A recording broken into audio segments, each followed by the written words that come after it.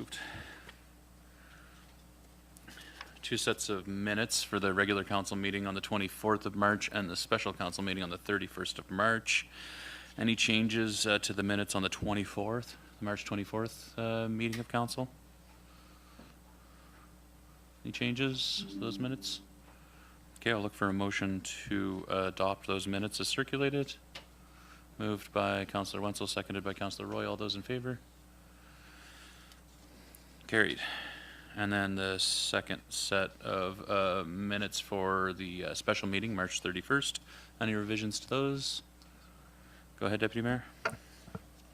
Thank you. On page 21 of 157, I just think it would be important to note, it was moved by Councillor Miro, seconded by Councillor Wenzel, that Council of the Region of Queens Municipality maintain the funding of $50,000, reduced from $65,000 in the 2026-27 operating budget. That was just a discussion around Queens County Transit. So when I looked at that, I was trying to figure out what that was, but I just think it would be important to note that, just so we have that. To note, the organization was Queens County Transit. Yep. Not necessarily in the motion, because I think the motion was exactly how Councillor Amiro made it, but just that, just to add that it was what the discussion was around. Sure. Cute. Right, because it took place as part of the broader discussion around the operational budget. Yeah. Okay, any further amendments to the minutes? Okay, I'll look for a motion to adopt those minutes as revised. Moved by Councillor Jenkins, seconded by Councillor Merrow. All those in favor? Adopted. Okay, that brings us to the public comments portion of the meeting.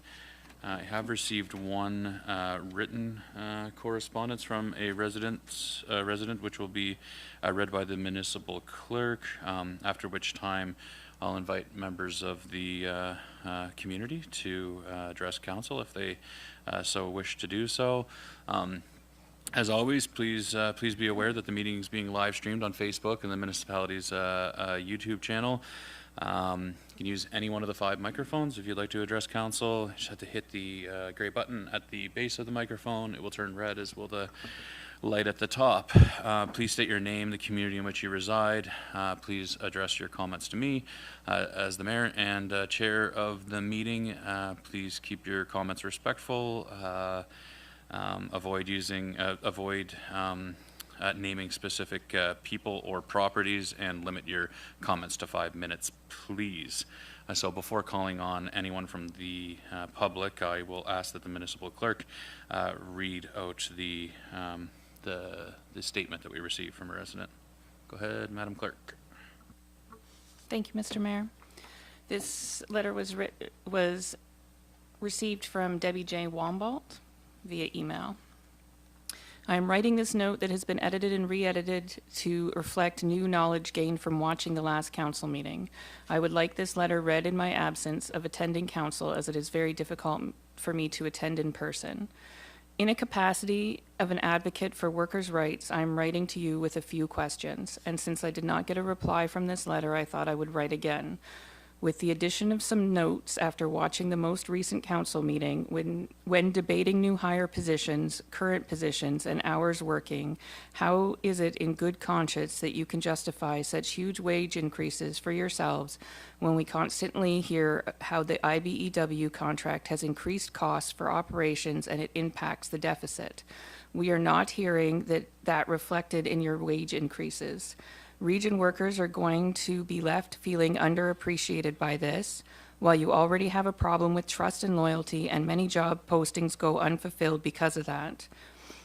We don't see how your wage increases for all of you will impact the budget going forward being discussed openly. The most recent council meeting, it has been discussed how to cut costs on custodial wages and hours worked. A considerable amount of debate was made over this. While you recognize the importance of region workers when it comes to keeping our community safe and clean, you fail to accept the cost for doing so. To reiterate again, I would also like to see proof that wages cannot be recouped from projects that are funded by grants. This was said by infrastructure staff in open council when discussing contracting out the Waterloo project. When we wrote for grants for the play park, we had to include labor and wages in the grant estimates. Region workers were paid for labor that was performed on that project from grant money. Using this as an excuse for contracting out work that region workers can be doing doesn't add up. Your problem is not time. Your problem is project management. I also see flaws in the management of the above-mentioned custodial services and time when it was said that there are no coverage for vacations, illness, and emergencies. This is also a management issue. This is an issue I also saw come up with the Christmas lights and wreaths being contracted out. These were traditionally done by full-time region staff who were union members. A situation like this would fall under the fact that a penalty may occur when those are contracted out without consultation of the union going forward. If your goal is to get rid of capital projects altogether, I believe that the public deserves to have a say in that decision. I would also like to see comparisons for project costs between contractors and in-house discussed. It is highly irresponsible to be contracting out work when we already have workers ready and willing to work. Statistically, it is well known that this is a more costly approach, and we have seen this as of last night's council meeting that your tender process is flawed. This should be concerning to council as it is to me. You will be paying in-house workers' wages on top of contractors. I think it is very evident by the public support during the IBEW strike that the public would rather see region workers benefiting from the work that needs to be done, rather than out-of-town contracts and contractors. At the very least you could do is hire local, given we are suffering under some of the worst poverty rates in the province. Thank you for taking the time to read this. I look forward to your response. If I continue to receive no response, I will come to council to discuss in person. Of course, I also look forward to sharing your response with the many region workers wondering if they will have work this coming season. Thank you for your time. Yours, Debbie J. Wombolt, Mini Soaps.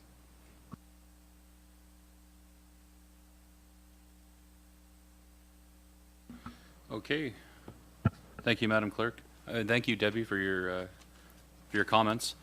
The only thing I would say is that this council very much respects all of our employees, including those folks who are part of the IBEW and the collective bargaining unit, the unionized employees, and that we have no intention of undermining their job security. The expectation of this council is that staff and management consult with our unionized employees when exploring and striking that balance between contracting out work and using our internal resources to achieve work.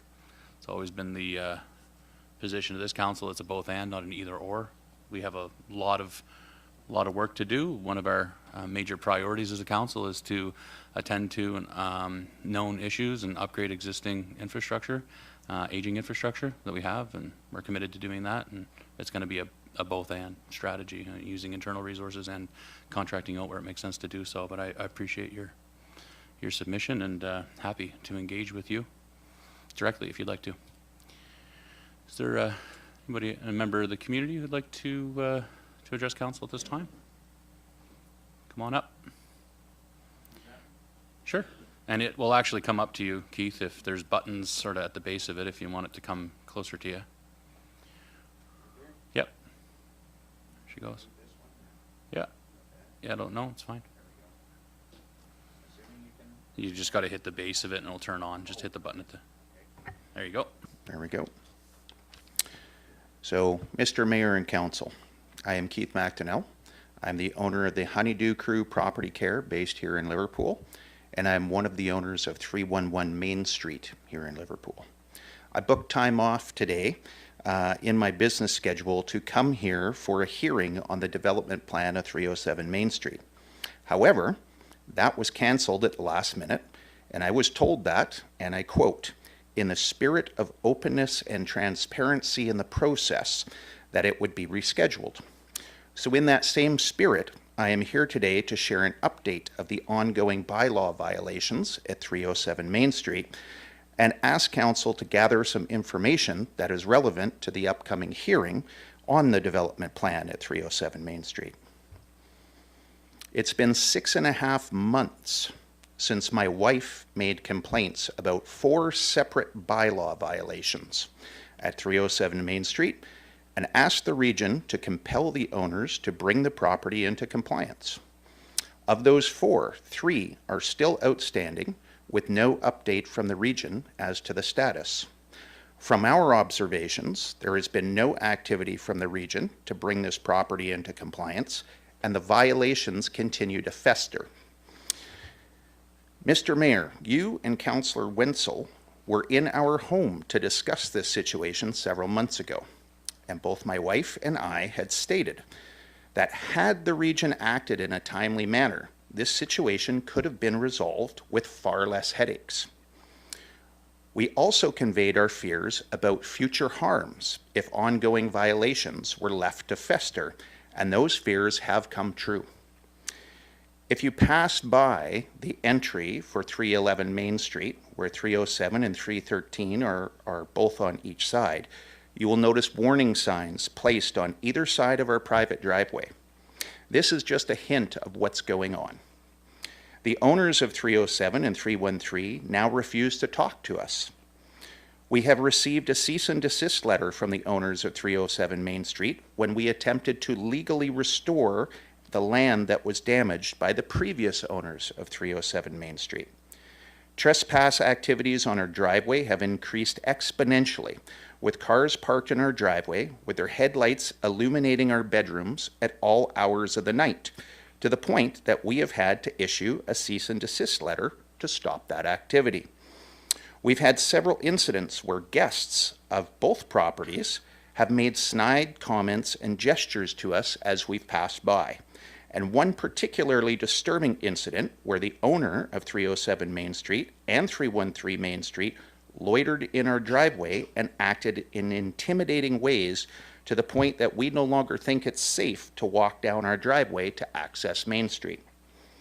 While we cannot determine the cause of this increased unlawful behavior, I'm sure that the region's failure to enforce these bylaws is a big contributor.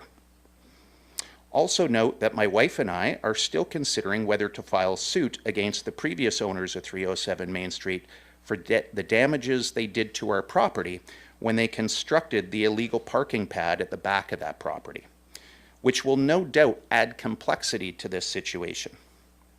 With this update, I ask Council to seek answers to the following questions before the hearing about the development plan.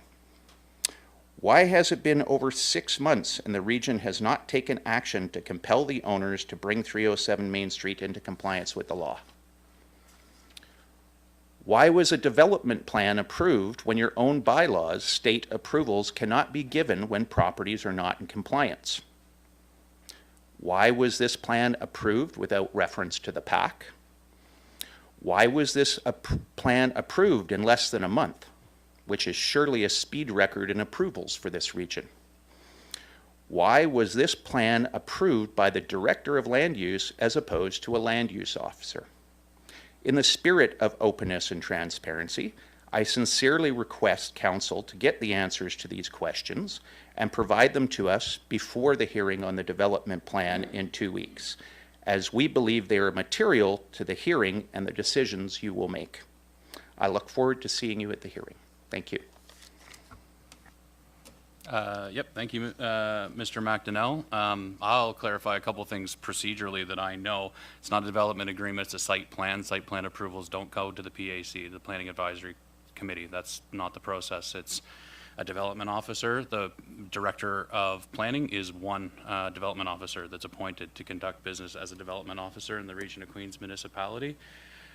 So those ones I know for sure. Site plan approvals don't go to the PAC.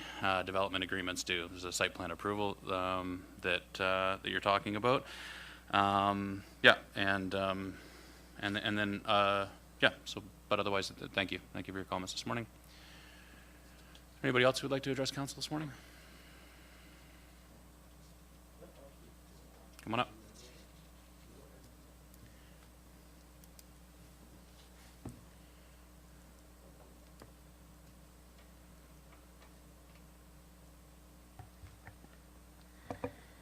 Hi, my name is Kelly Young.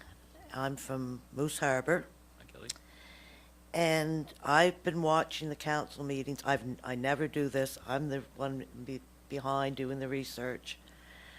But I want to give you guys a little history lesson. Us old gray-haired people who, you know. I found this editorial by Stephen Clark in a newspaper. And it's called Communities, Our Only Hope. And I know I've only got 5 minutes, so I cut it down a bit. But I'd like to read you a little of it. It may help. In truth, a community built itself based on mutual needs. Not that long ago, and I know I'm talking from personal too, I've lived here all my life. I'm now a senior. Not that long ago, everyone knew each other and was committed to the community success. We would clean vacant lots, pick up litter, volunteer without being asked. When decisions were made, the council held town hall meetings. Issues were discussed for weeks. Everyone wanted what was best for the community, not themselves. Community is not built by committees, but by hundreds of selfless acts for the betterment of all. Community wasn't something people talked about, it was something they lived daily. This is why there's still a Queens County, a region of Queens. Not because of committees, not because of what people done, but because the people we elected to represent us worked with us, held town halls, asked for our opinion, not just spent our money, but wanted to know what we thought. That's why you people were elected.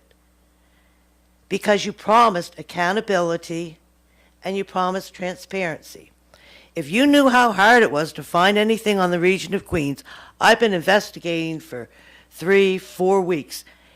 Your information isn't transparent. There is no accountability. I can't ask you a question here today and you answer me.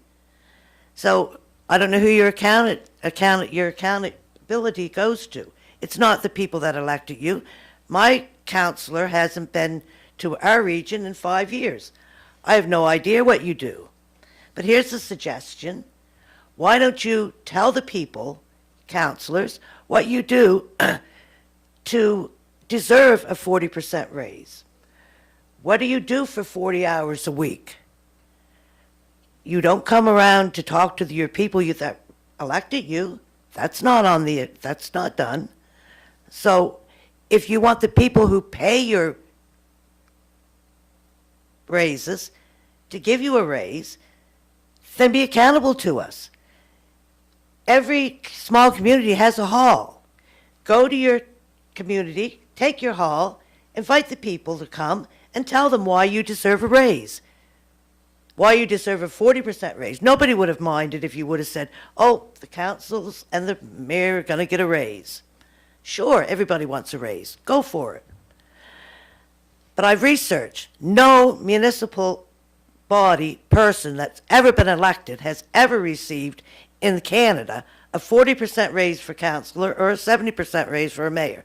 The most greatest I could find was in Ontario, a district 10 times as big as us, were given a 38% raise. That's it.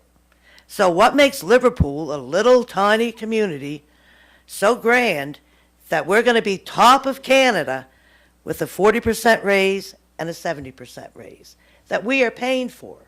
The people of Queens County are paying for. Don't we have a right to know what you do? Tell us in the day in the life of a councillor. Where are you going to put your 40 hours a week?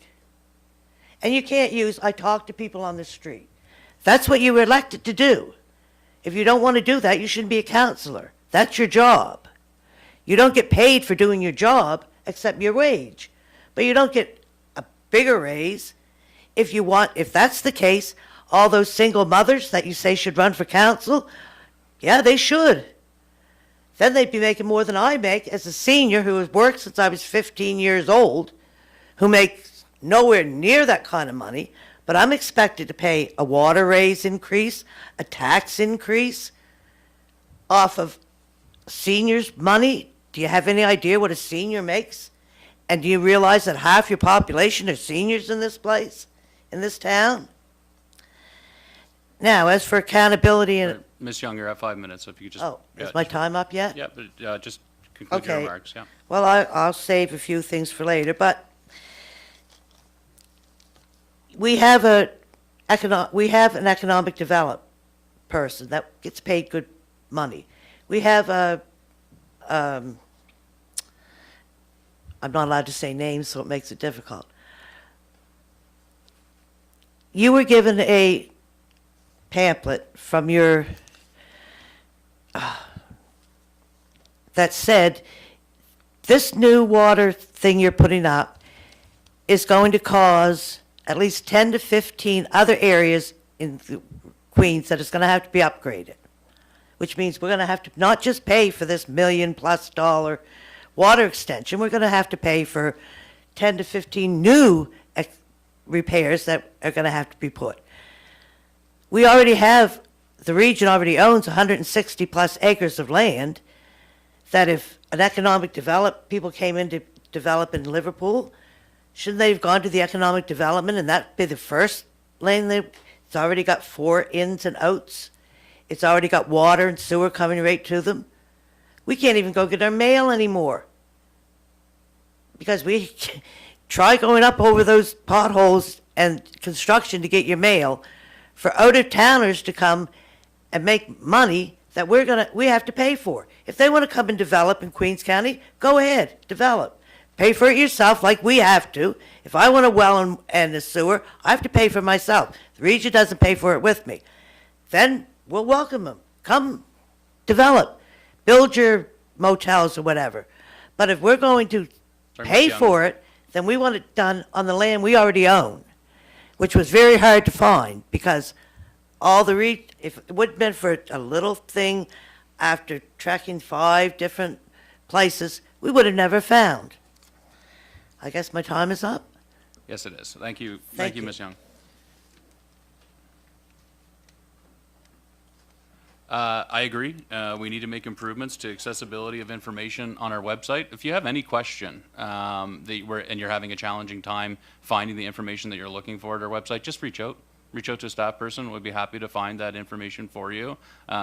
If you have a challenging time locating the information that you're looking for on our website, reach out to our staff and we'll help to identify find that information for you. I just, with respect to, this council is committed to being engaged with our community. We held a town hall at the Mersey Point Hall last fall. We're going to hold another one at the Mersey Point Hall this fall. Myself and Deputy Mayor Charlton live in that region, that area, and we are engaged there. So just reach out, contact me if there's something going on in the community. You'd like to see me there. You'd like to see the Deputy Mayor Charlton there as your representative. Let us know what's going on. We'll be there. Always pleased to be engaged in the community. Is there anybody else who'd like to? Yeah, go ahead.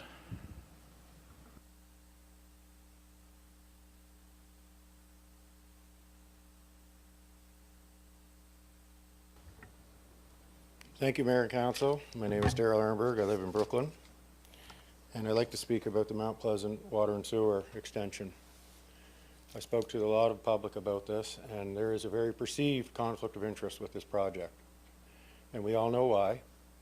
The Chamber of Commerce, it's unfortunate the developer is the vice president. There's a multitude of articles like this in the media that goes back as far as 2010. I don't understand why developers need to lobby a government this hard for 16 years to get this project passed to go forward. The public has a lot of problems with it, which I'm going to point out, but the conflict of interest is the biggest one that I hear. Starting off, the water and sewer system in town has a multitude of issues of its own, which we're well aware of. We just seen 100% water increase pretty well. 3 more to come, and plenty of work to be done to the town system. It just is amazing to me that we're going to go 1.7 kilometers off the town system to 2 lots, which I reviewed. Both lots, I was on them. These lots clearly qualify for on-site water and sewer, which is not an issue because Wharf Rock Road goes right down the middle of them. And that's fairly high-density housing on Wharf Rock Road. I can stand on Wharf Rock Road or either of these adjoining properties and look at the houses. It doesn't make real good sense to the taxpayer to tune of $10.9 million when I have to watch this council try to find a few cents for a pay raise. But I'm very concerned for a multitude of reasons. I've asked a lot of questions about this project. 1, water. Where's the water supply going to come from? We're adding a multitude of housing within the town limits on the already existing system, and I haven't even got a definitive number on that. We're talking an average household of 3 has to have a septic system capable of 1,500 liters a day. And last summer, I am told by this council, people within this government that works here, that we were 2 feet above the suction. Where is the water coming from for another 12 to 1,500 people when this becomes developed? And what's going to happen when we run out of water? That's the real question. I don't even see studies, feasibility studies. I've asked for them, and I haven't given maybe enough time to get the answer back on it. But I would love to see a feasibility study on water, where it's coming from. I mean, these are major decisions you guys are making with a lot of money. And I just don't see where the thought's been put into it. It just amazes me that this went forward. I never thought I'd have to come here and stand and speak about it. I don't understand why this is happening. I really don't. And the public doesn't either. Then you got the sewer aspect of it. Where's all this water going to go? Can the sewer handle it? I've asked that question. Maybe it can, maybe it can't. Nobody's answered it. I don't see a study proving that the effluent system can treat all this. We're hauling multitudes of rainwater from the landfill, putting in it. The harbor doesn't smell the greatest by times, so we don't even have what I call an in and out study to prove that this can be sustained. We already are getting ready to do a bunch of pump stations that can't handle this. That's why they're being redone. If the system was designed for this much flow, why are we redoing pump stations that we did 20, 25 years ago? There's obviously a reason, because it can't handle what we're putting in it.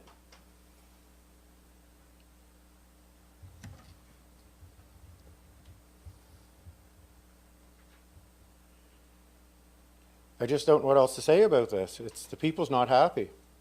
The people are not happy about this. The perceived conflict of interest is the biggest thing that I hear. And I do not understand why this government was lobbied that long by the Chamber of Commerce and people within it for this project to go forward. And it certainly looks like it's not a good thing for the taxpayer, because if we do run out of water, what is your plan? I hear through the grapevine from one of the owners of the businesses that's involved, from their employees, that Nickerson Pond's been looked at. I'm sure that's not going to be a cheap option. And I can tell you, my taxes are to their limit. I am preparing to leave Queens County. When I compare my property to a property equivalent to it in Lunenburg County, it's enough. I'm ready to go. So when we run out of water, I want to be the guy to come back and say, I told you so, if this goes forward. Because I don't know where you're going to come up with enough water to supply this many people. I just don't. I don't know. That's the only points I want to make about it.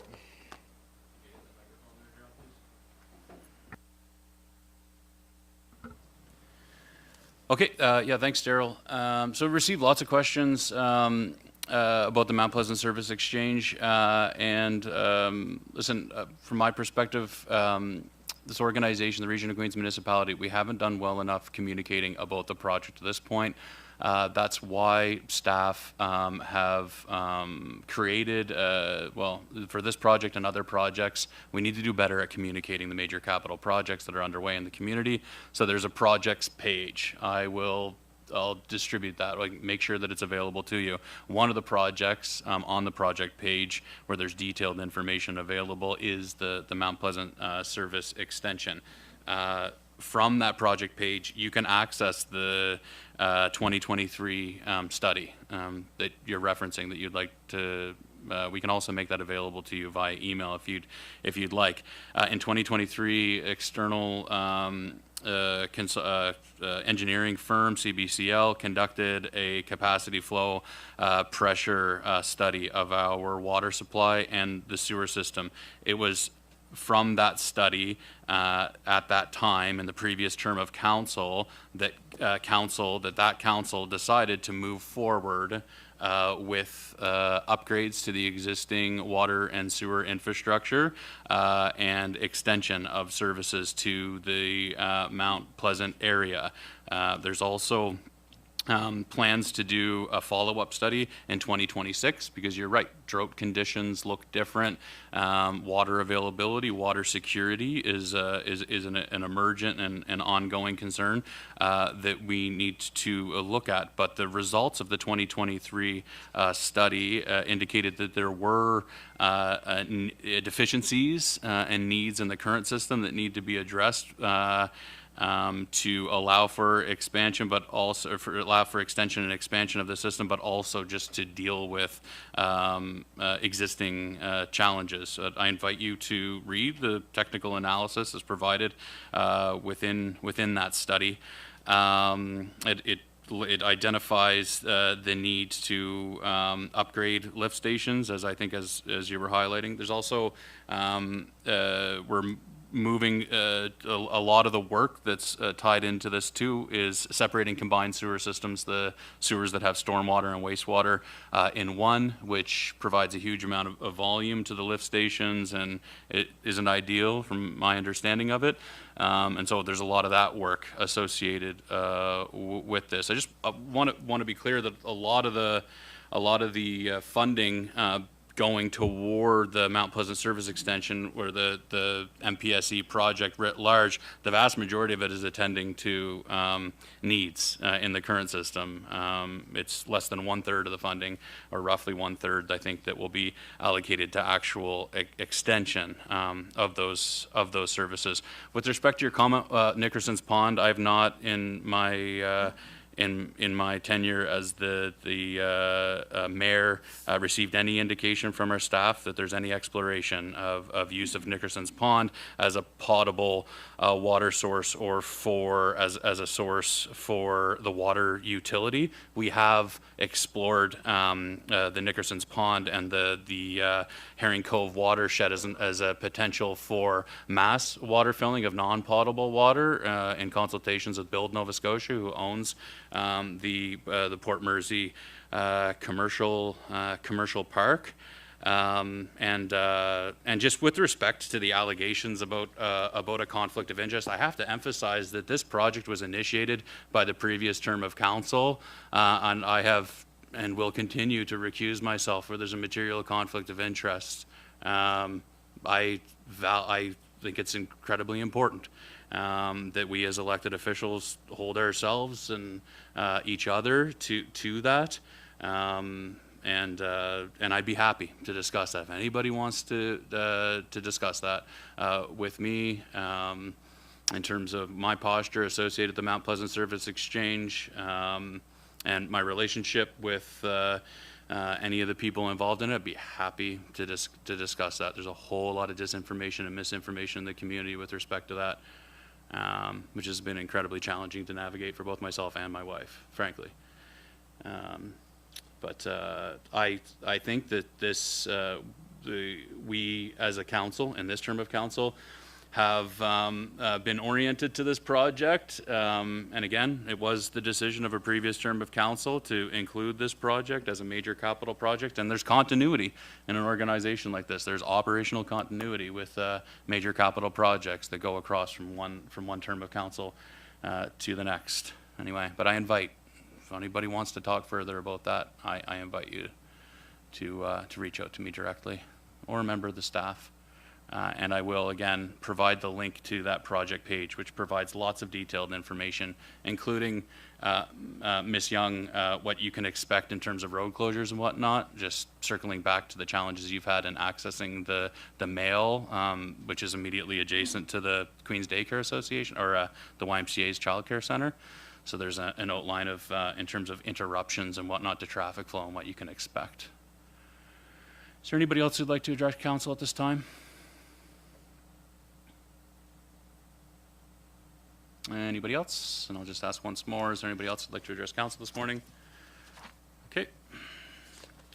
Thank you. All right, the next order of business that we have is delegation and presentation. So this morning we have a presentation prepared by a business called Mersey Critical Materials. And just looking for guidance here, is that going to be a virtual presentation or, okay. Steve, are you going to set that up? Oh, here we go. Pardon? There we go. Okay, Andrew, good morning. For just 1 second, you appear to be muted. I think that's on our end. Okay, let's give it a go now. Can you hear me now? We can so. Good morning. Okay. Good morning. Good morning, Mayor Christian, CAO Thorpe, council, and members of the community. Thank you for this opportunity to speak today. My name's Andrew Spencer.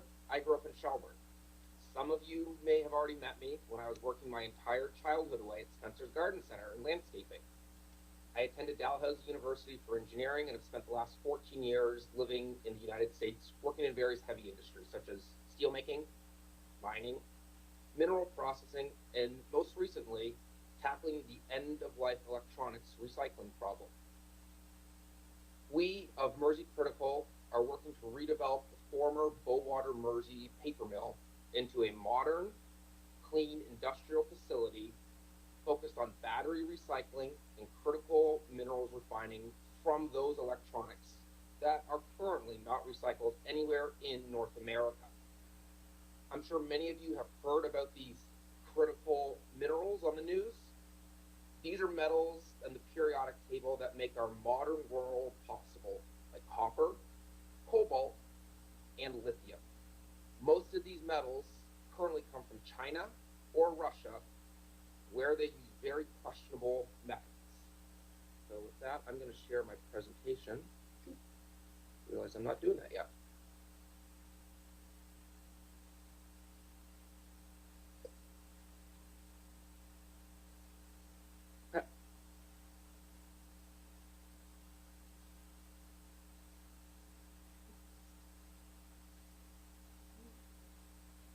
Bear with me here, folks. I just got a new computer. I'm trying to figure out how to make it a full screen.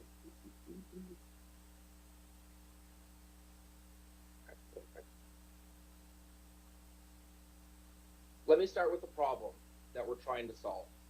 Today, almost every device that we use, phones, power tools, children's toys, they all contain batteries and valuable metals like copper, lithium, and cobalt.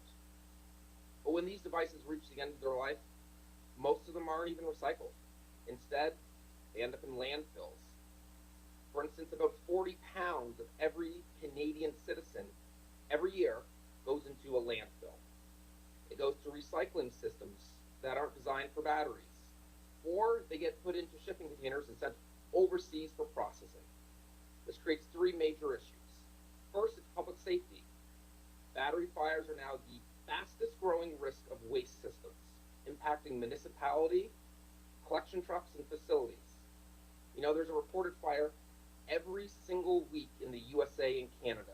And that's all at sites that are designed to not be able to safely handle these devices. End-of-life electronics account for about 1 to 2% of landfill volume, but they are accountable for 85% of the issues. Second, it's a lost economic value. Canada's effectively exporting all of these end-of-life electronics and these batteries full of materials like lithium, cobalt, and copper, along with the jobs and industries that come with processing them. It's an average of about $13 billion a year that's exported out of the US and Canada in just e-scrap every year. Currently, Canada only has one site that processes alkaline batteries. It's just coming online. It doesn't even address 12% of the needs of Ontario. And there's one 98-year-old smelter that takes some electronics from its collection site in Rhode Island. That's the Noranda smelter. Third, we continue doing the same thing. China and Russia continue to dominate these metals that are needed to make electronics work, and we continue throwing these electronics full of their metals into landfills or on a boat overseas.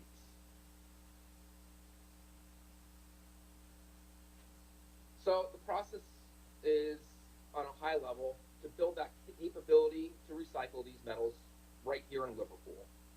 At the high level, we take everyday electronics and turn them back into the usable metals. It happens in relatively 3 easy steps. We're already collecting.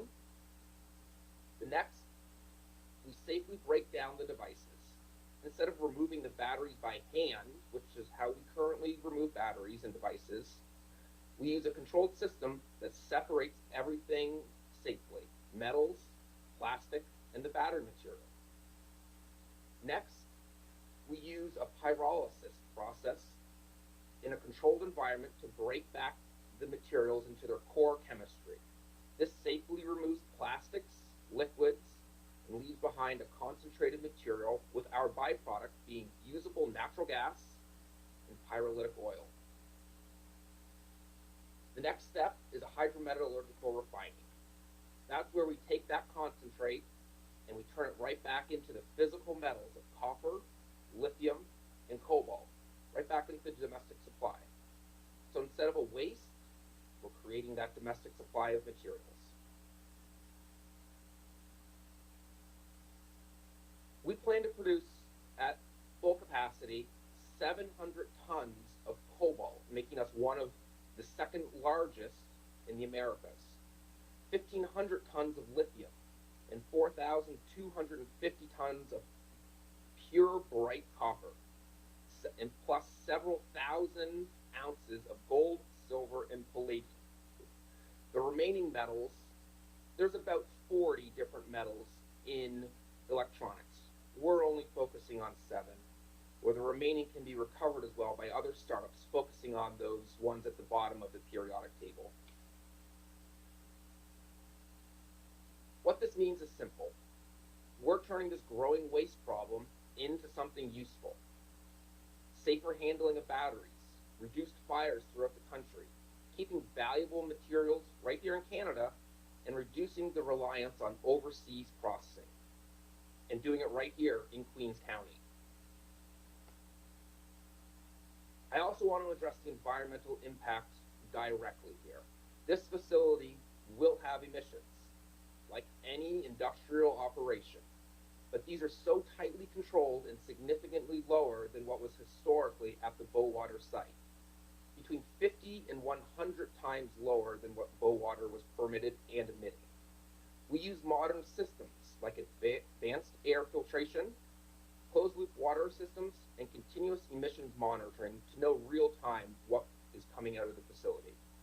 The core technology has been operating in France since 2012 under stricter environmental standards than anywhere in Canada. And importantly, this project actually reduces the risk of fires from batteries that would otherwise cause additional fires in communities throughout the country. We chose this site very intentionally. It already has the infrastructure needed for industrial operations. A building, it has power, it already has port access, and it's zoned and ready to move in. But more importantly, it's an opportunity to bring new life to a site that supported this community for generations. It means long-term skilled jobs, more local business activity, and a new future for the site. From an economic standpoint, this is about a $55 million investment into the region broken into 3 phases. The blue is the battery shredding, the green is the pyrolysis, and the yellow gold is the hydrometallurgy metals. On average, about 40 pounds of e-scrap, like I mentioned before, is thrown into Canadian landfills. That equates to about 120,000 tons a year that's thrown away. Our site's designed at 100% capacity to consume 80% of only the Maritimes and be at full capacity. This will add about $15 million in provincial taxes every single year. Mersey Critical, it will create 87 direct, good-paying, skilled roles and supports additional jobs in the local economy. Secondary job creation varies between 1.3 to 5 times the number of direct jobs. I'm sure you all know people who have moved out west for the oil sands. My intent is to rival that pay and try and bring these people back home. This isn't a short term. This is long-term, full career employment. But more importantly, it represents an opportunity. It's an opportunity to take a legacy industrial site and transform it into a showpiece for the world of metal recovery right here in Queens County.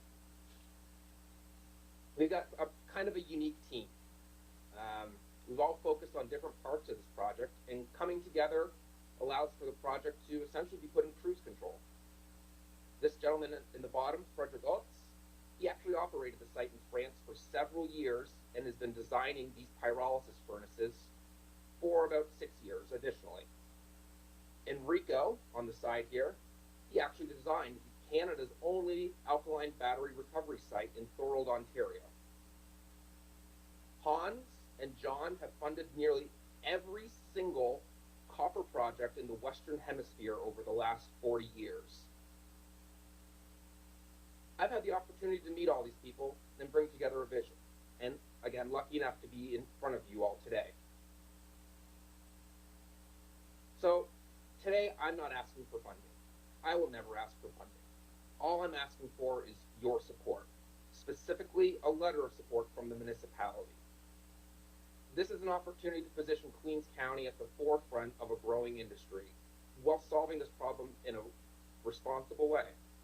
Thank you all for your time. I'm happy to answer any questions you may have.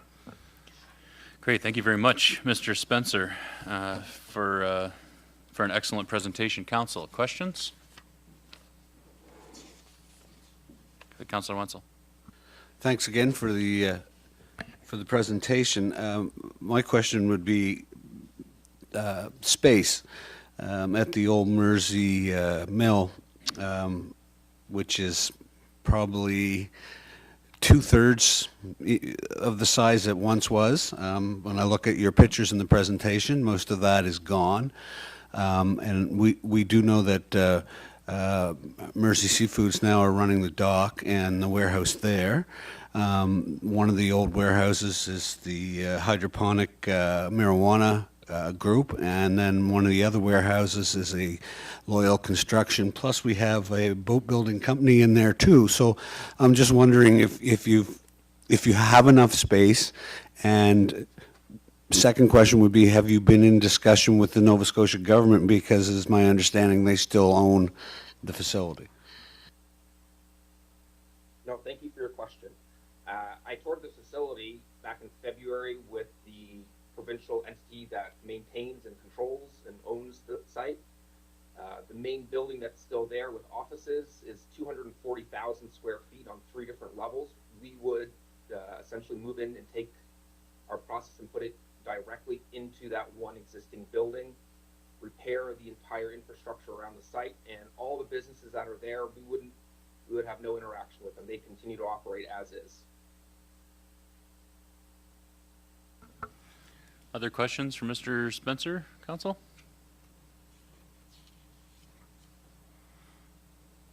Any other questions?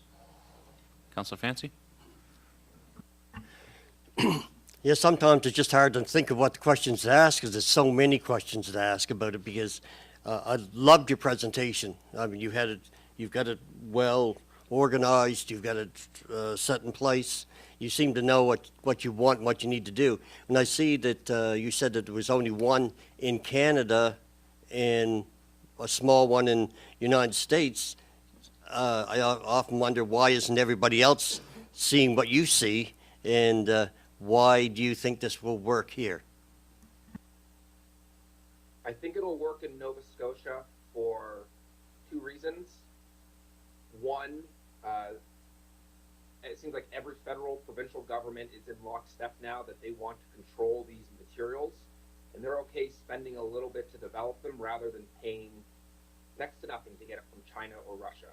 You can't really depend on those 2 countries in the long term. The waste industry is a big question mark. There isn't a lot of competition to them.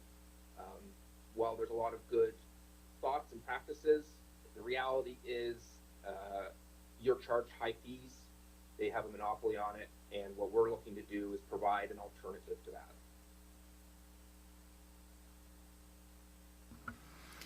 Thanks. Any other questions, Council? Go ahead, Councilor Jenkins. Good evening, good morning. Thank you for your presentation. It's been a long day already.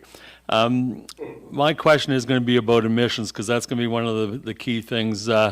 Comparable emissions to vehicles, say the amount of vehicles running in Liverpool in a run of the day compared to what your business would put out in the atmosphere, which is cleaner?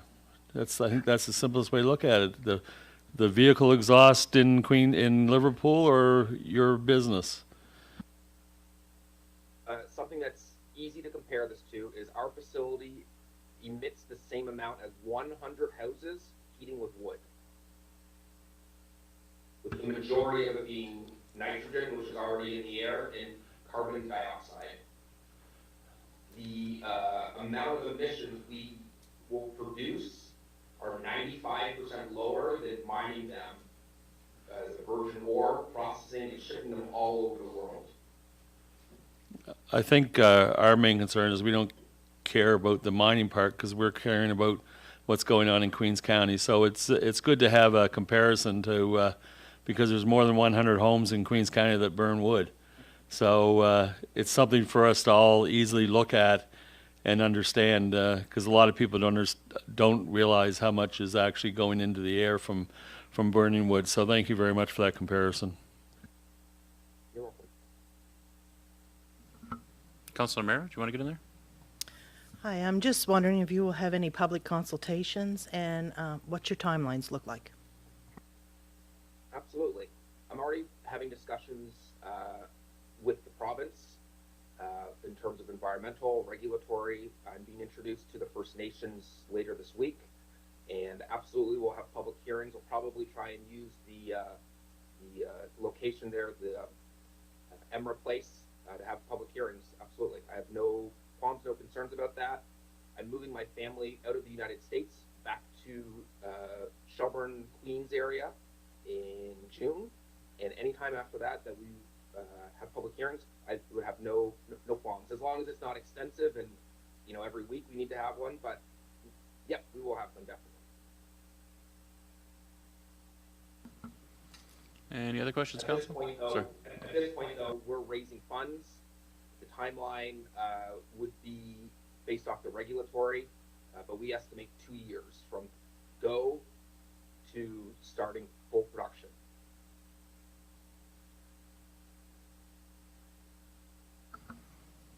Thank you, Mr. Spencer. Any other questions? We got another couple minutes. Go ahead, Deputy Mayor Charlton. Thank you. Thanks for the presentation. Just looking for clarification on what you were looking for as far as the letter goes for support. All I'm looking for is an official letter from the council that says we support this project, and make it a conditional one, barring if you have concerns. We'll make sure we address those concerns, but it's really a letter to show that you support the project. Once this letter comes out, the province said they will look at supporting, and same with the federal government. This is also heavily needed by investors, just to show that the local community supports development.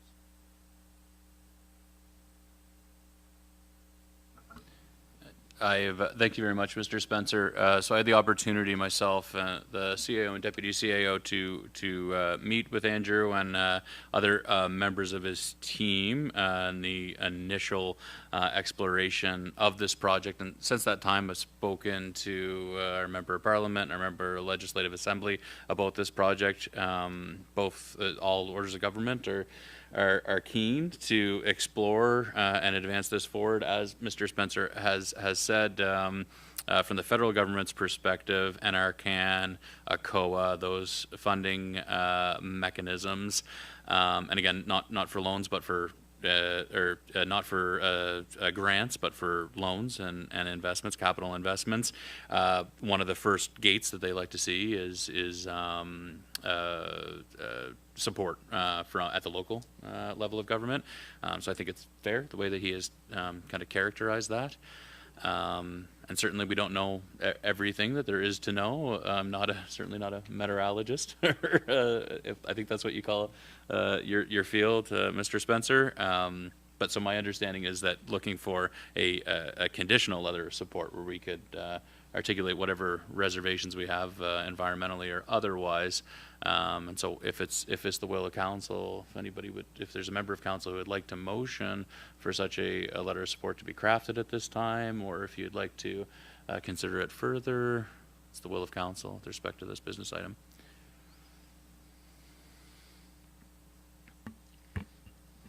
Just one small item, I think, but Councilor Jenkins kind of pointed to or alluded to is that with having the mill down there for so many years, and I know I was part of working down there, that there was always the concern of what was in the air.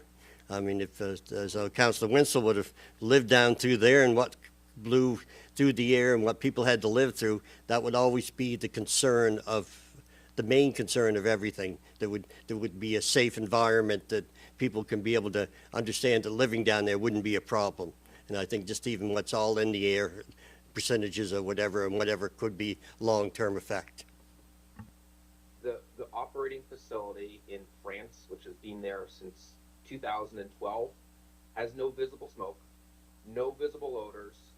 It has more stringent air quality regulations than any province in Canada, and additional emissions that are on there. You won't even know that there's a facility there because everything will be indoors, continuously monitored, that if there is ever an incident, it's immediately shut off to stop any emissions. And you won't even know that there's a business operating there, to be honest with you.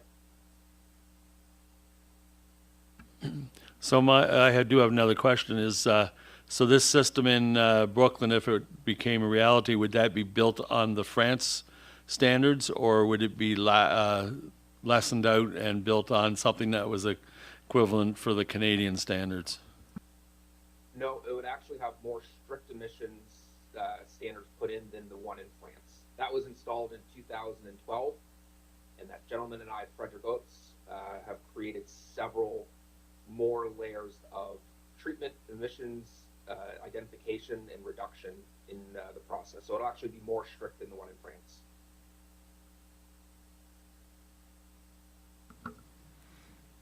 Okay. All right, Council.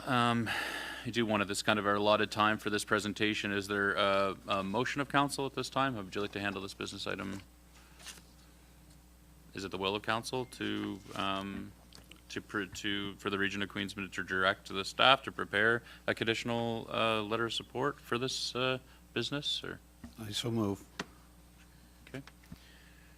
And so perhaps the language of the motion is that the Council of the Region of Queens Municipality directs staff to prepare a conditional letter of support in support of the Mersey Critical Materials proposal.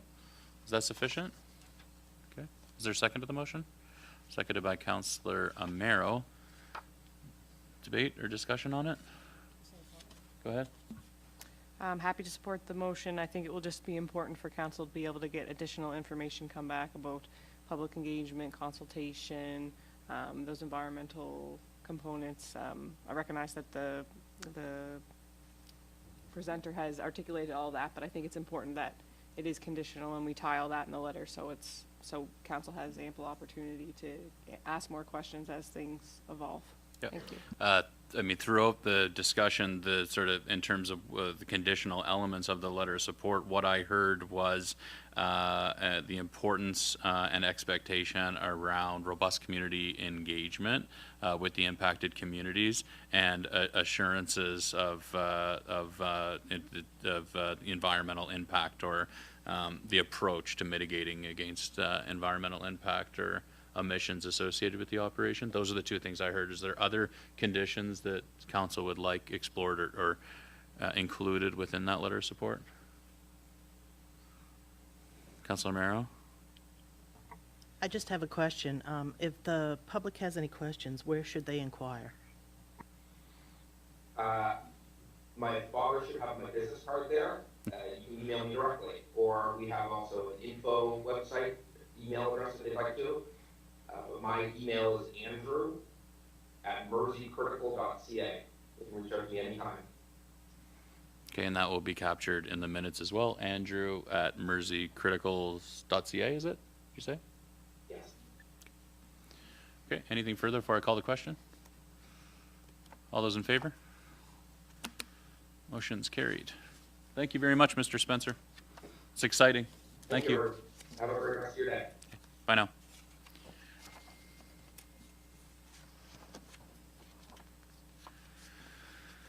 Okay, with that, we move on to staff reports. The first of which, 7.1, is on an easement agreement between us, the Region of Queens, and the Queens Home for Special Care Society. Director McLeod will be providing us an overview of that item.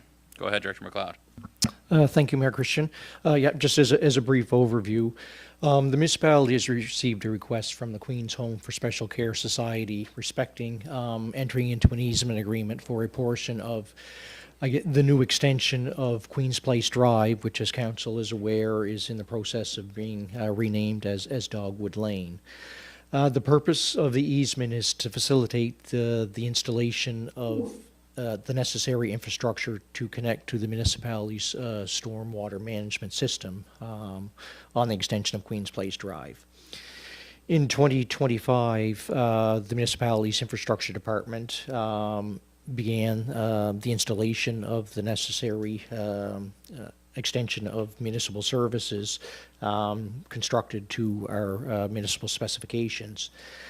But however, prior to this, the Queens Home for Special Care Society had began construction of their on-site infrastructure system to with the intent of connection to the municipality system. They undertook this on-site work with the knowledge that there was potential when the municipality got to the position of constructing their on-site their infrastructure, that there was potential for a misalignment of between the two systems. So unfortunately, when all construction was completed, it was discovered that there was indeed an alignment between the two systems. So in order for the society to connect to the municipal infrastructure, that an easement within the street right-of-way would be required for them to construct the necessary changes to connect to the system. Any questions, council? Any questions on this report? So Director McLeod, my understanding is that our staff have been working connecting with the society's staff, and then this is the most expedient and recommended approach that from the perspective of staff of both organizations. Is that right? That's correct. Any questions, staff or council? Pardon me. Okay. Is there a motion? Go ahead. I'd like to move that Council for Region of Queens Municipality enter into an easement agreement with the Queens Home for Special Care Society for the purpose of installing and maintaining infrastructure to connect to the municipality's storm sewer system, and that any cost incurred in this transaction be borne by the Queens Home for Special Care Society. Second to the motion? Seconded by Councilor Merrill. The debate or discussion? For the debate or discussion, hearing none, I'll ask the question. All those in favor of the motion? Motion's carried. Thank you, Director McLeod. You're up for 7.2, the road naming in Hunts Point. Thank you, Mr. Mayor. Yes, we've received an application from the owner of a new private road that was constructed in off Beach Hill Road in Hunts Point. Patricia's Way is the first name choice of the petitioner, which is acceptable to the municipality, as no similar or same road name exists within the municipal road name system. So the application is in compliance with the municipality's naming and renaming of roads policy. So council or staff support this recommendation. Thank you, Director McLeod.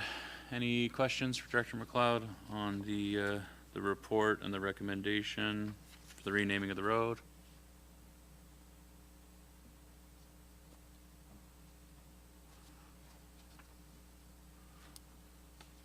No? Okay. Is there a motion? Councilor Roy? Oh, turn on your microphone. Sorry. Thank you. I move that the Council for the Region of Queens Municipality approve the naming of a new private road in Hunts Point as Patricia's Way. Is there a second to the motion? Seconded by Councillor Jenkins. Debate or discussion? All those in favor? It's carried. Okay, thank you very much, Director McLeod. Okay, at this time, I will call for a brief recess. So please reconvene at 10:15, promptly at 10:15, please, and thank you.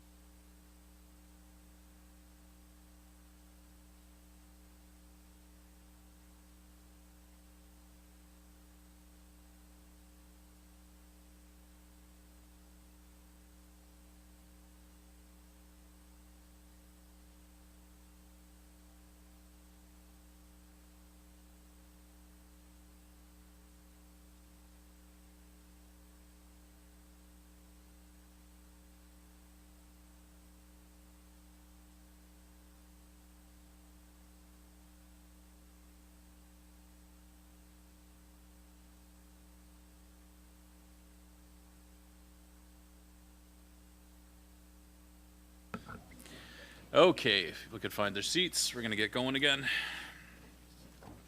Next item of business is 7.3, report on equipment reserves.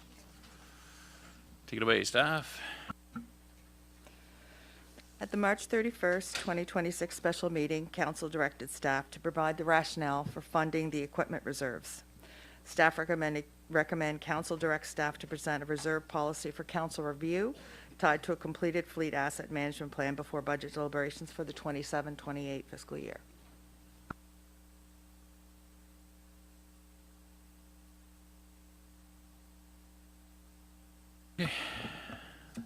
Thanks, Director Vino.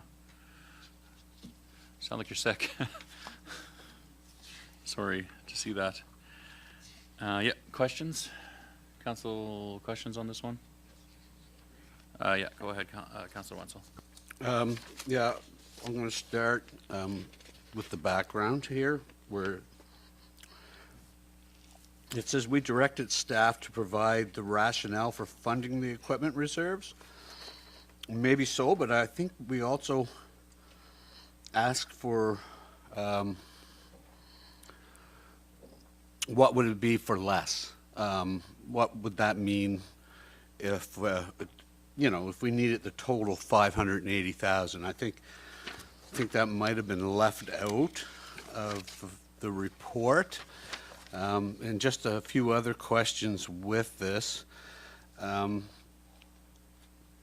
The alternative options, with option one,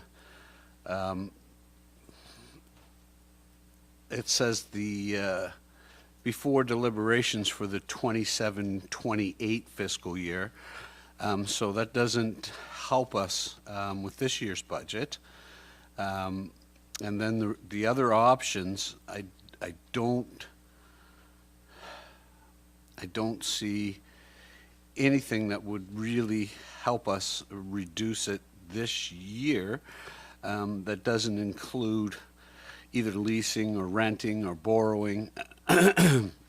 When I think one of our concerns at the time was just how can we cut this back a little bit or somewhat rather than just denying it. And when I look at a couple other sections here, and I won't take all the time, I'll let everybody else chime in, but just my concerns. On the asset retirement, when I read historically an asset was replaced through procurement, the existing item was offered to successful proponent for a trade-in. Now they're saying that several assets in our possession, it's been unsuccessful to use them as trade-ins. I'm wondering why we wouldn't then just sell them if we didn't need them or we planned on trading them in, why we wouldn't put them out for tender. When we're Maybe if we could give staff the opportunity to respond to that question. okay, Specifically. all right. Before I go to a different one, Yeah, so just with respect to the retired asset, I believe the question was, so with the retired asset that we were not successful on a trade-in, why haven't we sold them? Yeah, that's a good question. And so one of the things that's been on our work plan for a few years now in the organization was to develop an asset retirement plan. That is now moving further into our sooner focus. So we'll be looking to have that implemented by I guess probably the end of the summer, early fall. Do you have other questions, Councillor Wenzel, at this time you'd like to ask of the staff? No, I don't really have question. I more of a statement. I don't think that this came back to what we were looking for. It's still an equivalent of 4 cents on the tax rate for 26-27 operating budget. It's still $580,000. It's not addressing some of the issues, whether it's needed in the reserve. Just a blanket statement. I'm not very pleased with this. I'll look for questions to the staff, and I'll provide you opportunity to speak further during the debate, Councillor Wenzel. But are there questions, clarifying questions for the staff? Yeah, go ahead, Councillor. I'm just wondering which ones are priority, or actually do we need for this year in the 26-27? So you're talking about on page 57 and 157, where there's a table that has the capital investment plan 26 to 31. which of those assets that are listed in 26, 27 are needed? I think the one that we can hit pause on for right now would be the replacement of number 303 waste handler for the landfill. In lieu of kind of recent approaches to work, we may be able to make another machine available to spare that one out. The other piece of equipment from the top down, number 206 has been out of service for probably about 12 months. Number 505 is the loader that we were here in the fall for, that's been out of service since, what was that, November. 103 has probably about 6 to 8 months useful life left into it, and then it won't be fit for renewal. Number 303 mentioned, and number 509, we may be able to extend that for about a year, but I'd have to talk with staff about what that looks like as far as maintenance to bring it back up to a solid operating standard to keep it in service. Thank you. Other questions, Council? Council Fancy? My always concern is with, I guess, the amount of half-ton trucks and things we have, and I understand it's a need. But when I look down through the list from 26 to 31, we got 7 trucks that need to be replaced in the van. And say if you're averaging over $100,000 per vehicle, that adds up to, of course, a lot of money. And we have so many little things we want to do, like we're going to be further on down here. We're talking about having a trail coming down through, and we can't afford $75,000. It just doesn't seem like, I don't know if we got things. Is there ways that we can be able to share more trucks, use less trucks? I know we put on a lot of trucks over the years here, just added to the fleet. And I know that, $100,000 for a truck is not a lot, but it's still a lot. When we were down to the mill, it's like, as Councillor Winslow had mentioned, we had old trucks there that I wouldn't even drove out the yard, and they put them up for sale, and somebody pay a lot of money for them to get them to take them. So I don't know. Is there anything we can be able to look at how we could be able to share more and just cut down on our inventory that we could be able to use for other things? Like I said, we're putting out this much money, and we can't afford something that I think we really need. So anyway, it's just a thought. Yeah, I'd like to speak to that. So we have right now 19 assets which would be considered passenger vehicles, which would be your heavy trucks, your light trucks, cars. Those, the purpose of those is to provide roughly 60, 65 people with the opportunity to do their work on a daily basis. So we're talking about a 3-to-1 ratio right now, which makes it challenging on any given day. We get an asset that goes down, it just adds demand that much even further, that we're adding carpool, delaying service provision, et cetera. We did increase the fleet over the last 5 years by, I think, two assets. One was a car, one was a small truck. But it's a good balance that we have right now with 19 for about 60 people at 3-to-1. If council would like us to look at other opportunities for getting folks to the various workplaces through the geographic area of Queens County, we can do that, but I'm not sure that would look at any value to be saved in the long run.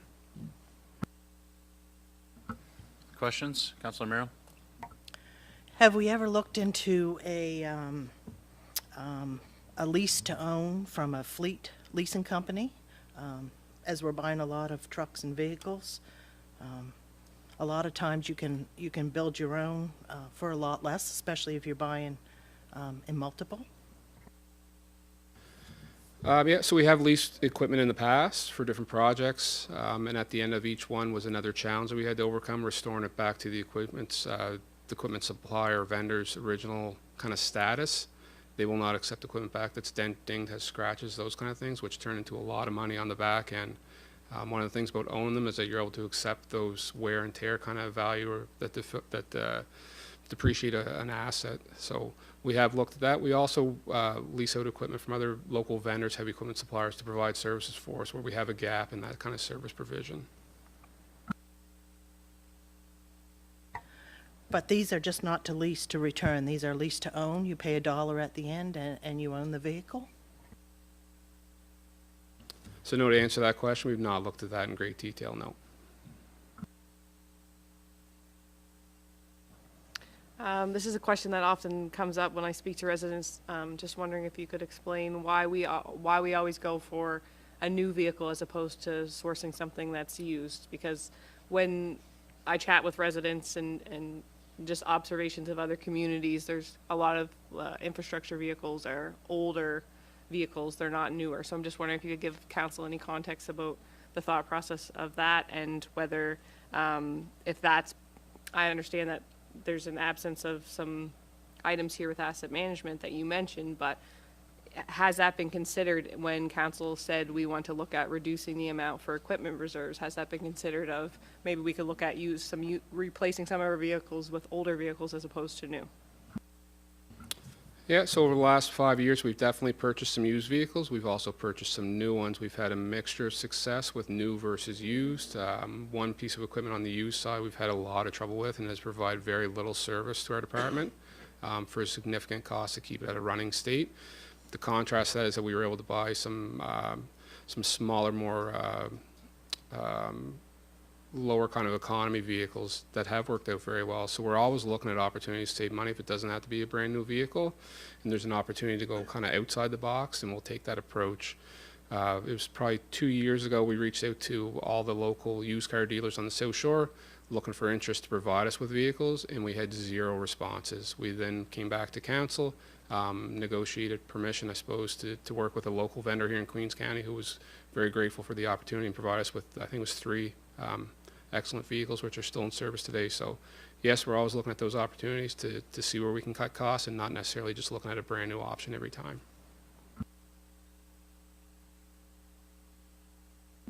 Any other questions? That's on this one. Okay. Deputy Mayor, I'd like to hand the chair to you so I could speak to this one. Sure, no problem. Go ahead.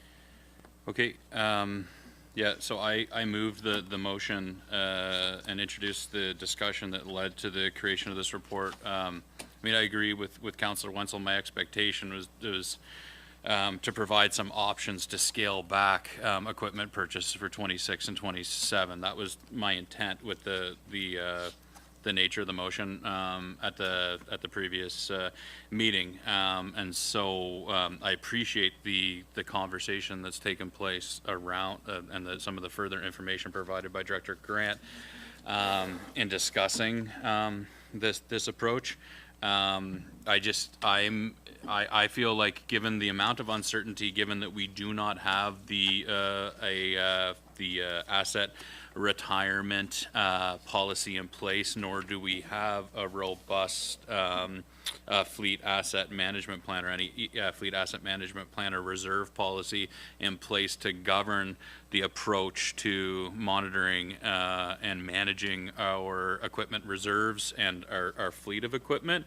I'm really uncomfortable asking our taxpayers in this operating budget to contribute the full amount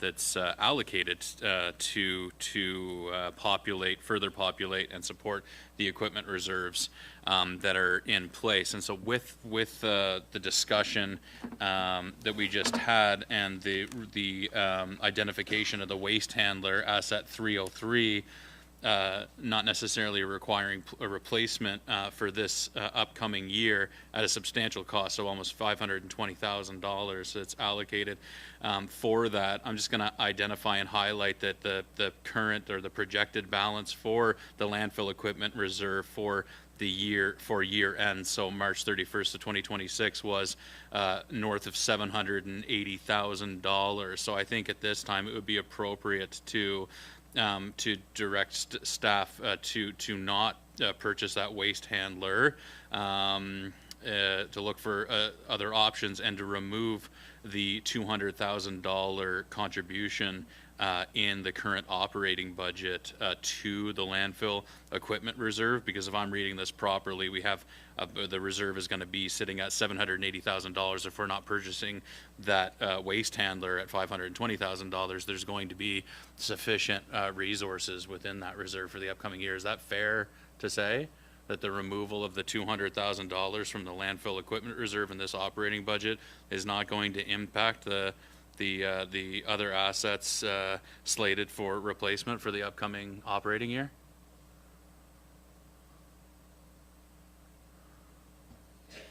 That's correct. Okay.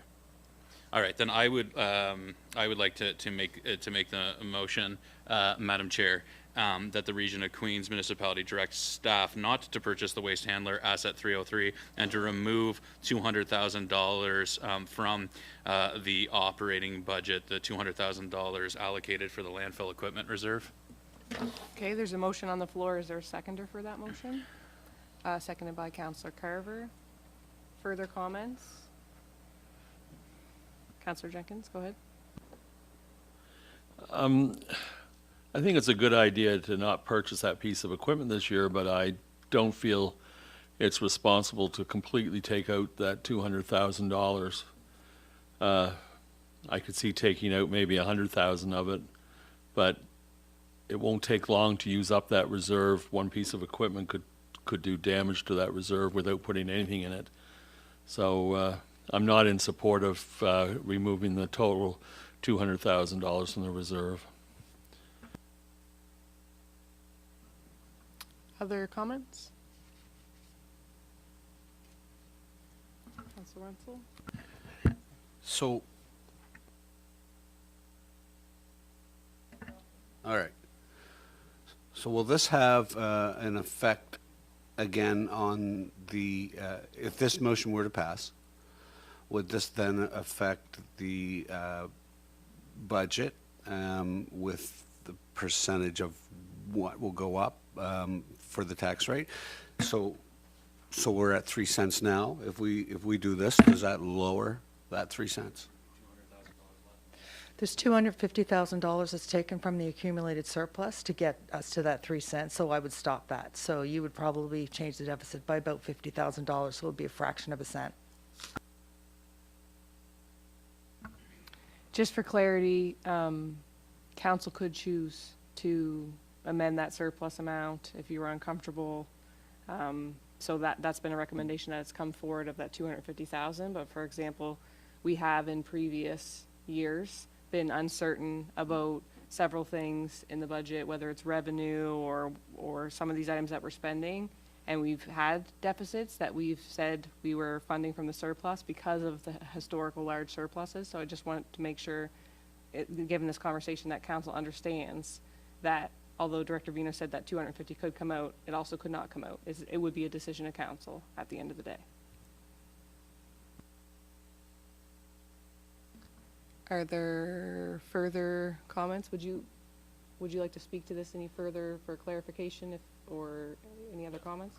Yeah, just with respect to Councillor Jenkins' perspective about reducing the amount down to 100,000, I just highlight with the current balance of the landfill equipment reserve is sitting at $784,374.80, and in the capital investment plan, there's not nearly that draw on the reserve, and this reserve has been funded at a rate of $200,000 for some time, and so I just I would just advocate for the removal of all the funding there. If we're not in a position where we need to replace the waste handler this year, I just think that reserve will be healthy at year end without any additional money from this year's operating budget being funneled into that reserve.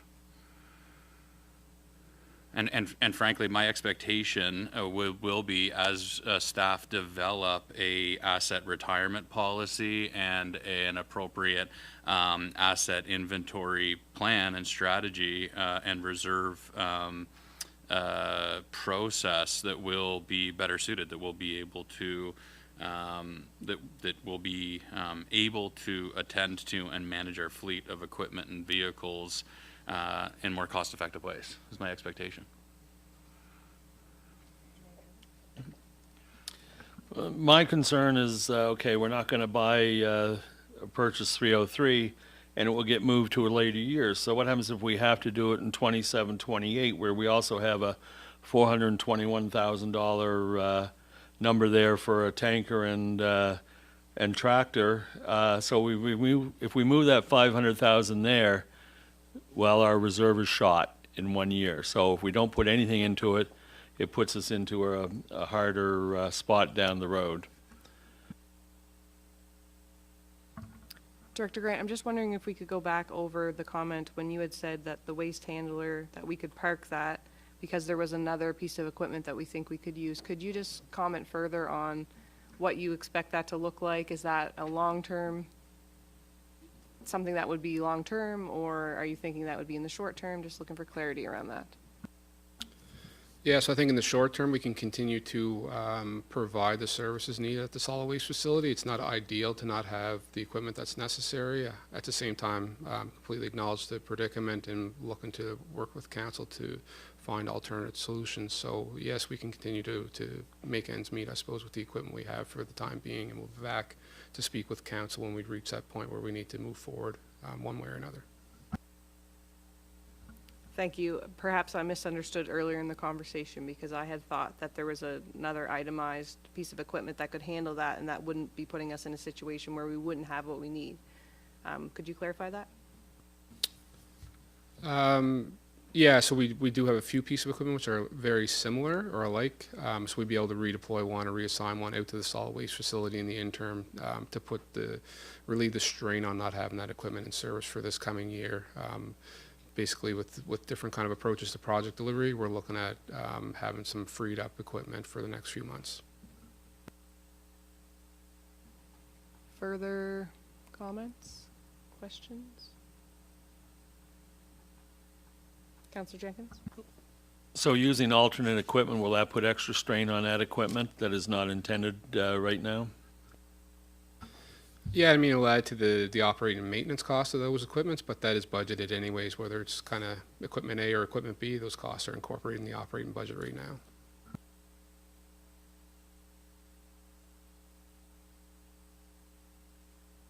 Okay, so the question's been called, and so I just want to go back over, we just repeat the motion that was put on the floor? Was to pause the waste handler, to not proceed with the purchase of the waste handler, and to remove the $200,000 from the landfill equipment reserve, is that correct? To remove the allocation of $200,000 in this operating budget to the landfill equipment reserve, yeah. Okay, so the question's been called. All those in favor? All those opposed? Motion's been carried. Okay, thanks, Deputy Mayor. Thank you, staff.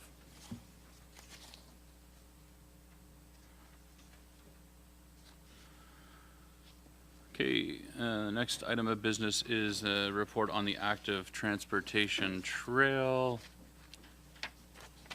Director Roberts here to speak to that one. Good morning, Council. So this is bringing back an item that we had previously brought to Council, and unfortunately, since we brought it the first time as previously communicated, the grant that we had applied for no longer exists. So we're looking for direction moving forward.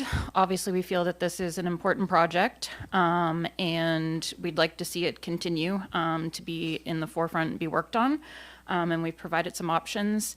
I do feel like we should take some time and look for other grants that could be available. I have been in discussion with those who oversee grants in different departments, and if something that aligns with this project is found, we can certainly bring it back and then look for the ways that we can fund that, depending on how much the grant will cover.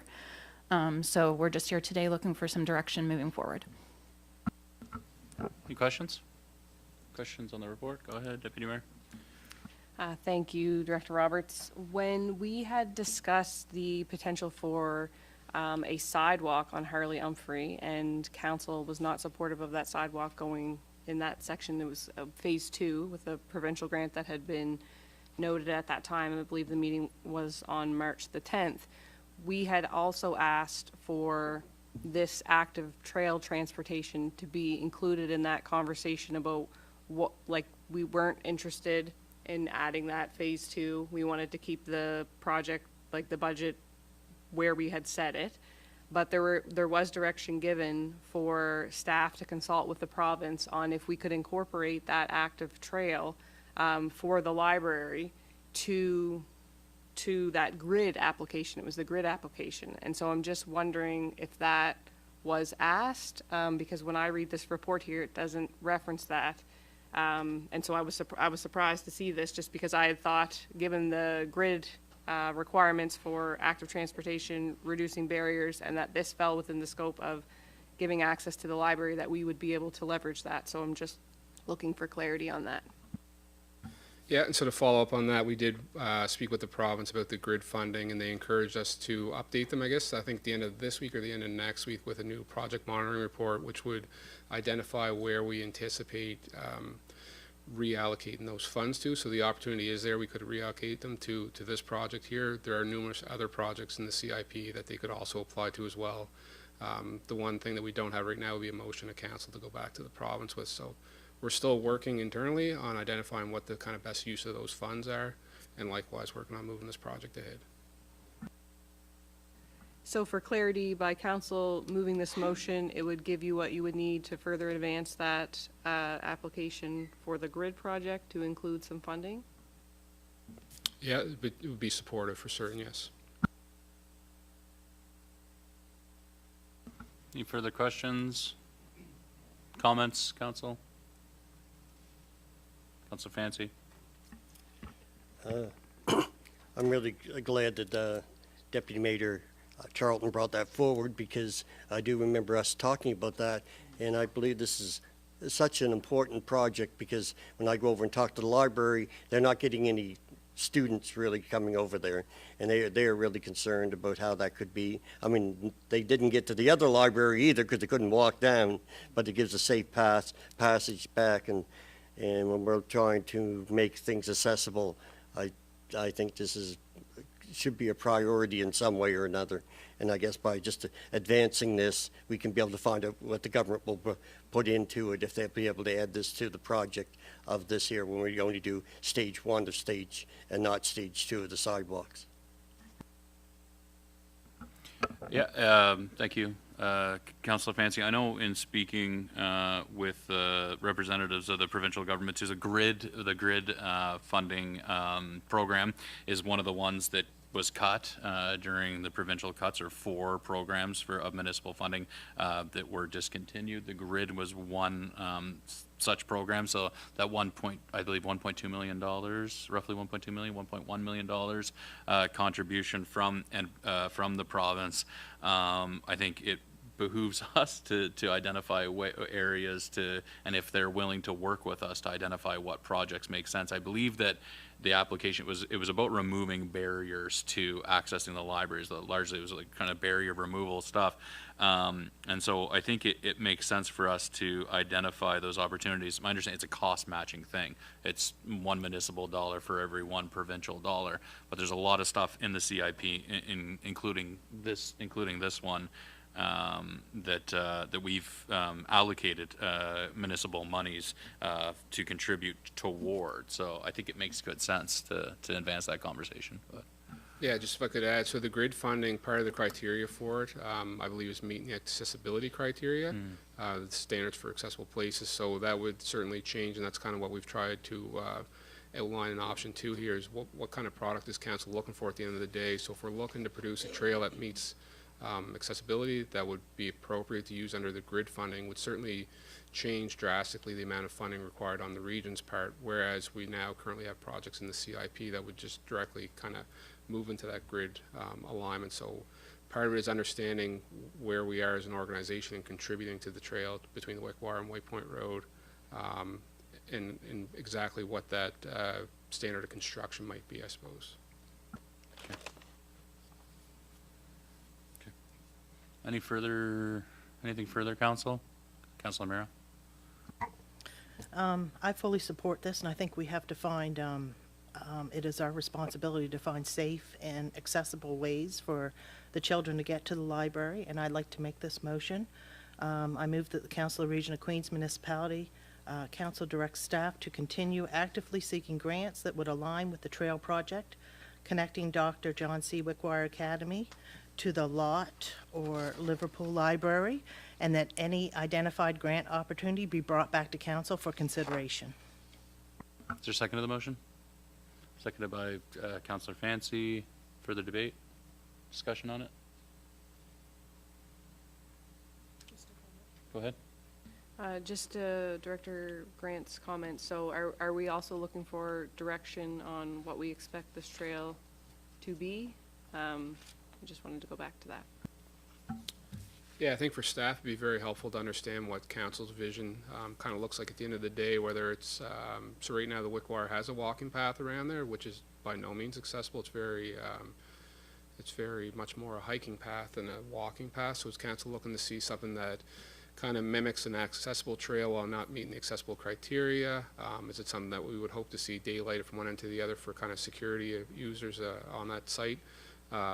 What kind of standard are we looking to provide for the people that are going to use it at the end of the day?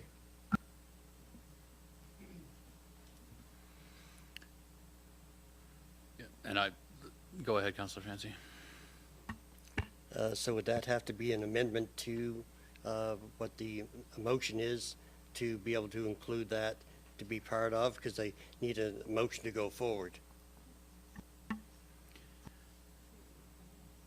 Yeah, so the motion that's on the floor is to direct staff to basically explore other available grants to achieve this work, to advance this work. So I don't know that broader discussion about. Go ahead, Deputy Mayor. Also, when you look at the alternative options, option one is to direct staff to continue seeking the grant funding, so that supports the motion that Councilor Miro just put forward. Option two says direct staff to proceed with trail design without grant funding. So, yeah, I'm not sure about that, but I guess when I look at this chart, in my mind, I guess what has the school communicated with our staff? Because from my view, they're looking to be able to provide safe access during school hours to be able to get down here. And so in my mind, I don't think, it needs to be like lit up so that you could use it at night. I mean, maybe that's where it goes at some point, but I think right now we need to consider that we need to remove the barrier and be able to allow for the elementary school to be able to have that access point to come down here. So I'm just wondering if you could give council any more clarity about what that looks like and what your conversations with schools and School Plus and such have been.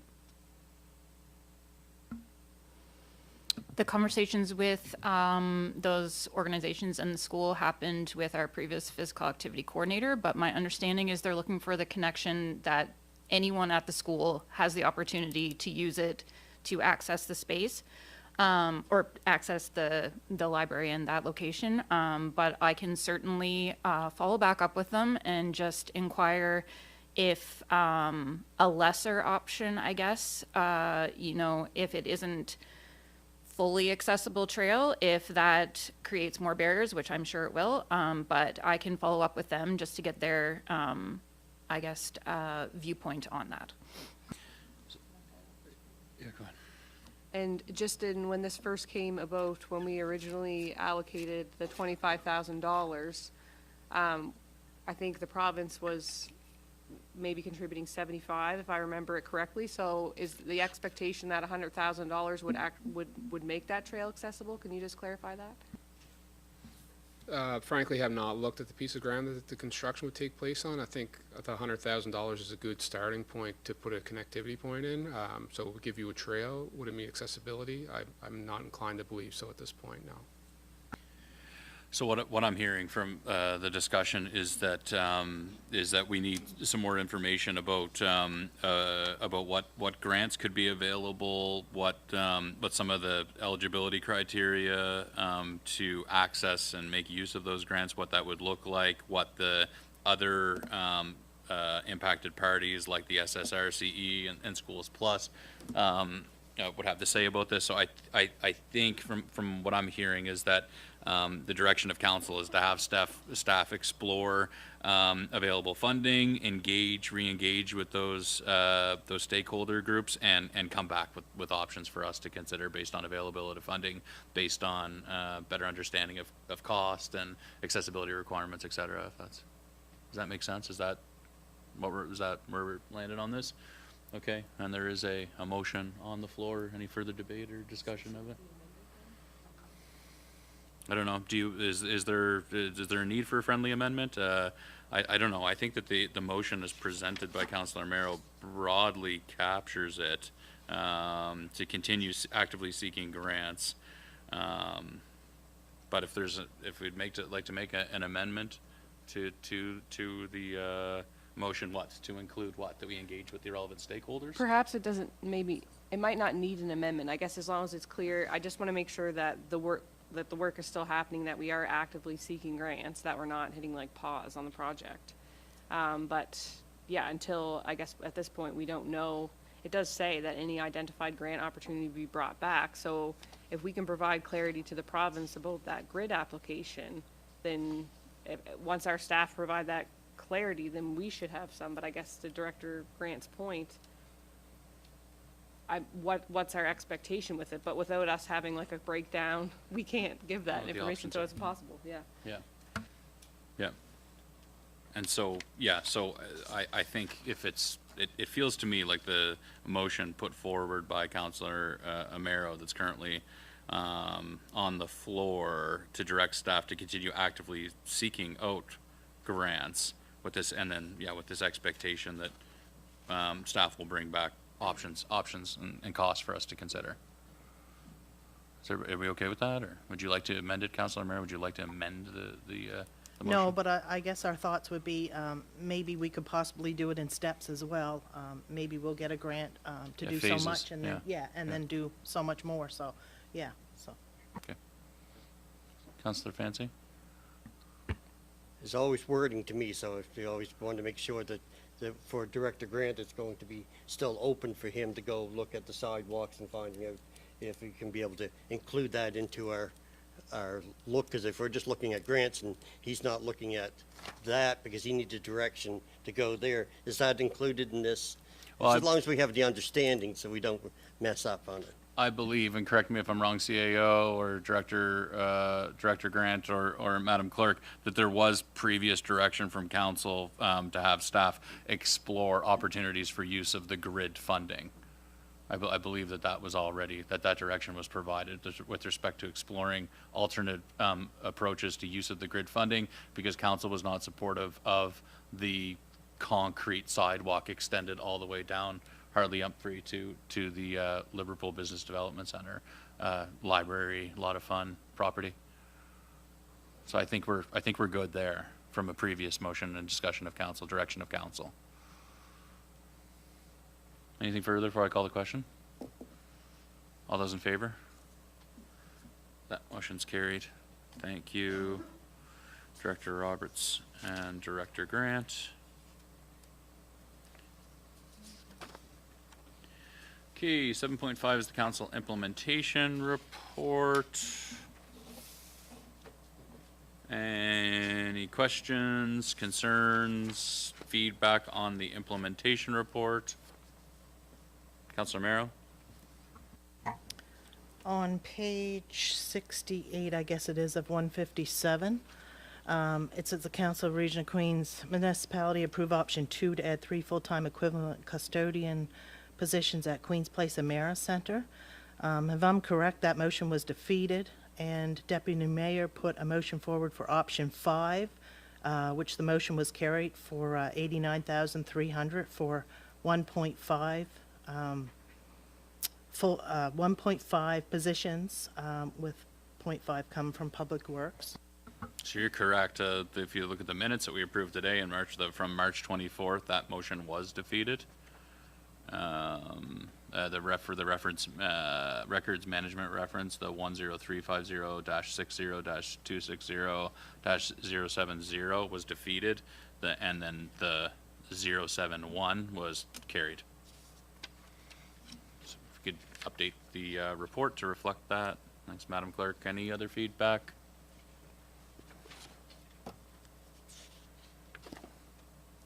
No? I'll look. Oh, go ahead, Councilor Fancy. Yeah, it's just one small thing on page 74 on the 2603019 on the March 10th, 2026. There was said it was moved by Councillor Fancy that about the compensation to be raised. I actually didn't move that. I asked for discussion, but I didn't actually make the motion to move it. I believe it was me that moved that motion, Councillor Fancy. Okay, thank you, Councilor Fancy.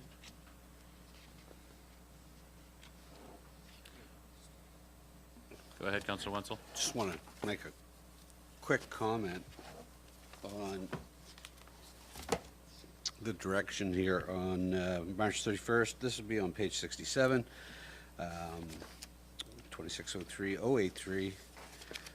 The council, the direction here, which says it's complete, that the Council for the Region of Queens Municipality directs staff to bring forward options for substantial reduction in one or both of the landfill equipment reserve and equipment reserve for the next review. So, as I said earlier, we didn't get any of that. All we got from the staff report was the rationale for the funding. So I just want to point that out. Thank you, Councilor Wenzel. Councilor Carver? So it's for ending in 055, March 17th. This is on page 69. I'm just wondering if we know if Queens County Transit received any additional funding for their vehicle replacement? And also, did we receive any funding for the J-class roads? Haven't heard on either. No, have not heard back from Queens County Transit. Think it's this might take a while for, I think it was a COA that they had submitted application. Yeah, but, and then for the J-class roads, did you want to get in there, CAO Thorpe? Thank you, Mr. Mayor. Yes, we have heard back from the province on J-class roads, so just in discussions currently with staff at the province about what the value is and what the implications are based on the cost estimates provided by the province, and just looking for some additional information. So yes, we have heard back, and staff are currently working through the process, and will come back to council with further information. Well, that's good news. So it sounds like it wasn't a no to all response from the province. Okay, good.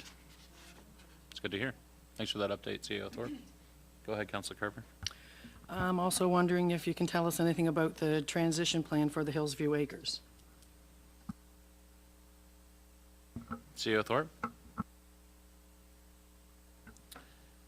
So, Mr. Mayor, just to reference, is there a specific spot in the implementation report? Just so I'm speaking to the correct item.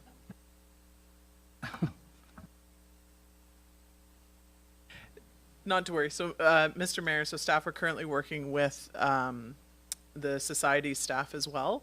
I understand they're in the midst of a labor disruption on their site.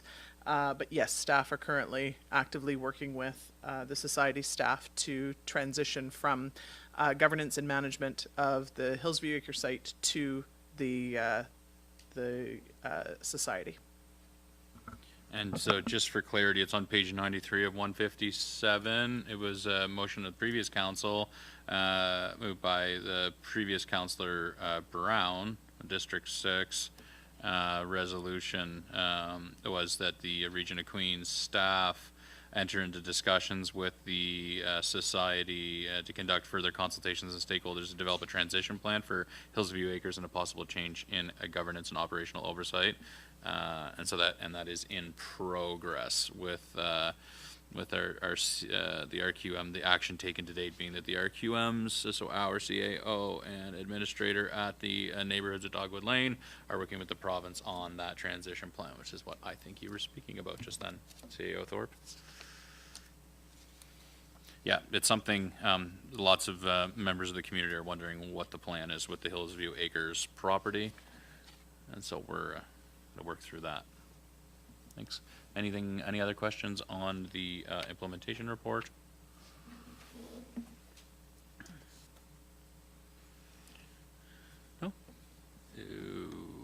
Okay. Well, I'll look for a motion then the council receive the report titled Council Implementation Report for information. Moved by Deputy Mayor Charlton. Is there a second to the motion? Seconded by Councilor Carver. Anything further? All those in favor?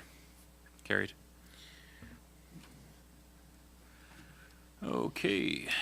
7.6, we move into the operating budget. So let's, Director Vino,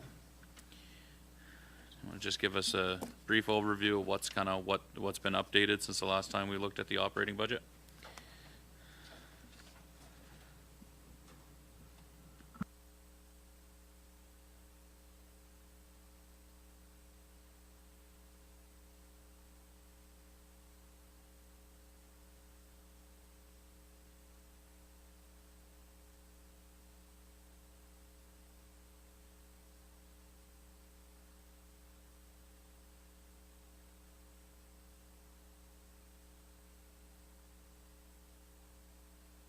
Let's take a really 5-minute break just while we get organized to provide the presentation.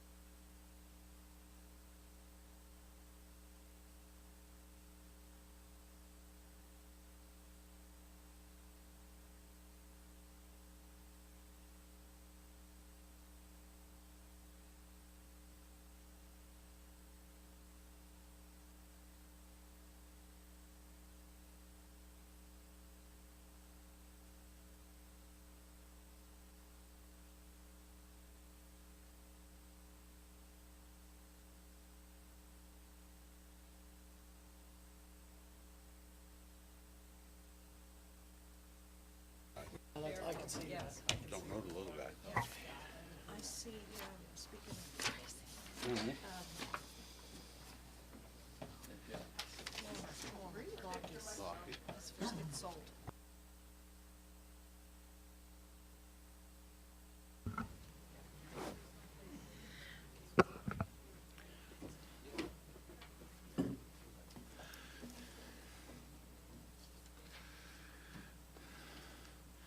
Okay, I think we're ready to go now. You ready to go now, Director Reno?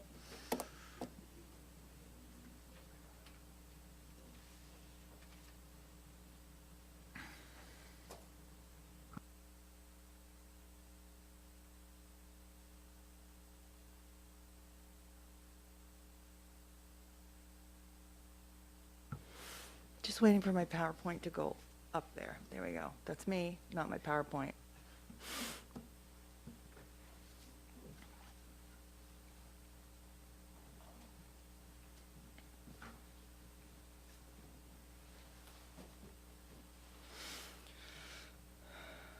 Just bear with us, a couple technical issues here. Thank you.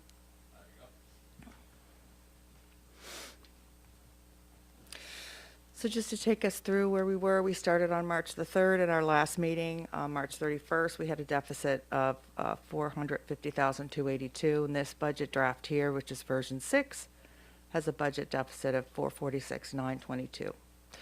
So we're only a few changes.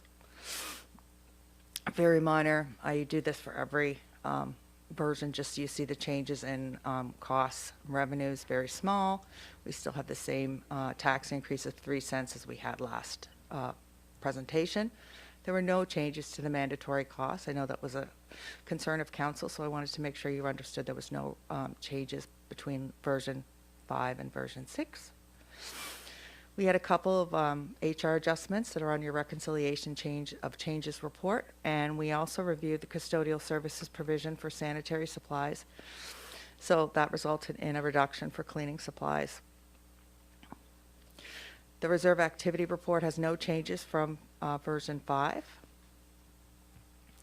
I did this slide before we had the conversation earlier in the meeting regarding the reserve. So should council want to take the whole 580 out, it would reduce the tax increase to 0.8 cents.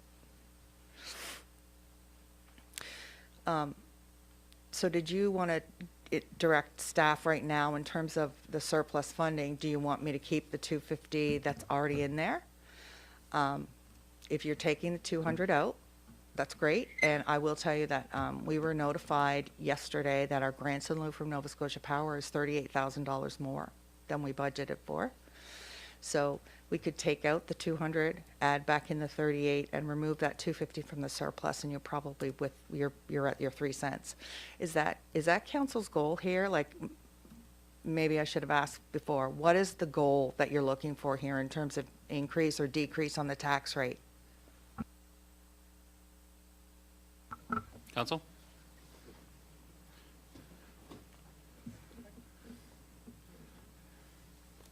Councilor Merrill? Just speaking for myself, my goal is the tax rate to remain the same. So just to clarify, just no increase to the tax rate from the previous year. Okay. How do others feel? That's correct. How do others feel? Through this whole process, it's been let's work it as best we can to get it as low as we can. So I thought that was pretty obvious with the 200,000. I'd hate to see that not count towards lowering it, whatever small percentage that would be. But I think that's been council's goal all along, is whittle it down the best we can at the end of the day, so our citizens pay the least. How do others feel? Go ahead. Thank you. For me, I would be supportive of an increase if I knew with 100% certainty that it was required. But in my experience here previously, we have had these historical surpluses. And the second budget or I guess it would have been the first budget that the previous term of council dealt with, we did raise taxes a few cents, and then we had an astronomical surplus, so it wasn't a great feeling. So if I guess I'll speak for myself, but if I knew for certainty that we had to raise it a cent or two, then I would be on board with that. I just don't have that certainty right now with revenue not being considered for Queen's Place at this time, and I understand why that was the way that it was, but I just think there are a few things that we aren't considering. And so the last thing I would hate to see is an increase and then another surplus. And just on the note about the surplus, I just wondered, we did have correspondence come through from a member of the Audit and Internal Control Committee who was asking for clarification on our surpluses historically when we had previously said we weren't increasing the tax rate and we were going to draw from the accumulated surplus. The member had asked, of those years that we did that, did we actually have to draw from the accumulated surplus? So I'm just wondering if I was under the impression that we were going to have a conversation about this in this budget chat. So I'm just wondering if there's any context that you could provide us, Director Vino, on that specifically. Sorry. I didn't receive that inquiry, so, I mean, I'm going by memory here, and as far as I can recall, I don't think we've ever had to actually take the money out that we thought we would have to do it to balance the tax rate. There's a slide coming up on the accumulated surplus, the next slide, that mirrors the report that you'd all received. So that was information that came, an information request that was made after all these reports were done. I have no problem whatsoever getting this tax rate to be flat. You just have to tell me as council what you want, and then I will make sure that the next version that comes back to you has a flat tax rate.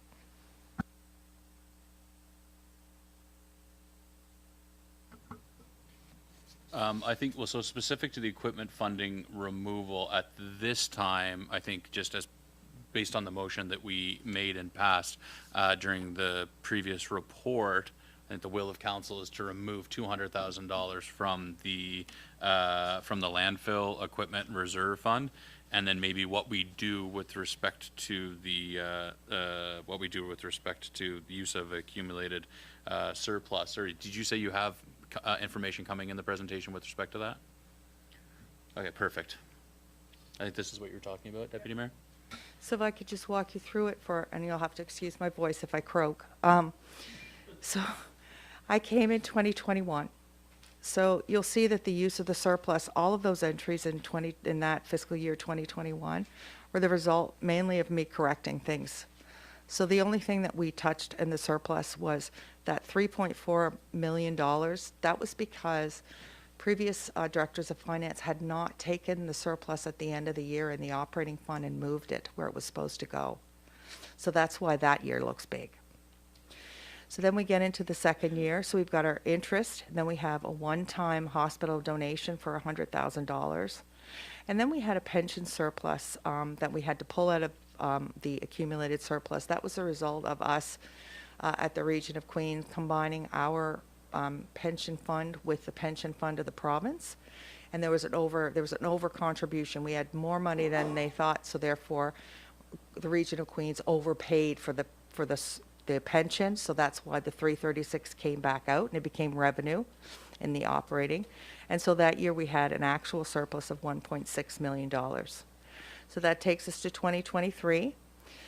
And we had some one-time funding things. We had the cell phone tower reserve that was up in North Queens because we had a problem. We knew that council wanted to address it with cell phone connectivity up there and start putting money away for that. And then we had that one-time quench funding to get the organization set up to start some of their reports, which was the 203.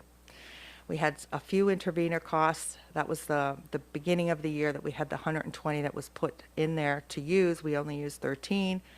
That year we had the surplus of $1.3 million. We had an overage in the council chamber AV equipment here that was brought to council, and council instructed staff to fund the overage out of the surplus. So that takes us to 2024. So there we start to really make more use of the surplus. You can see the actual number of entries is considerable. There's a lot of unbudgeted expenses that are taken out of the surplus, some of which are operating expenses, and that continues until 2020, for this year to 2026. So I've tried to identify them where I could. We do have a projected surplus as of February of 970. I have had another look at it. I think it's going to be less than that, but I can't tell you until I have all the bills in. Does anyone have any questions about those things? So as you can see there, this is right out of our accounting software. I don't see any drawdown of the surplus to balance the tax rate. And there was one year that was $442,000 that was in the budget that we drew down on it so that the tax rate could remain stable, and we never touched a cent.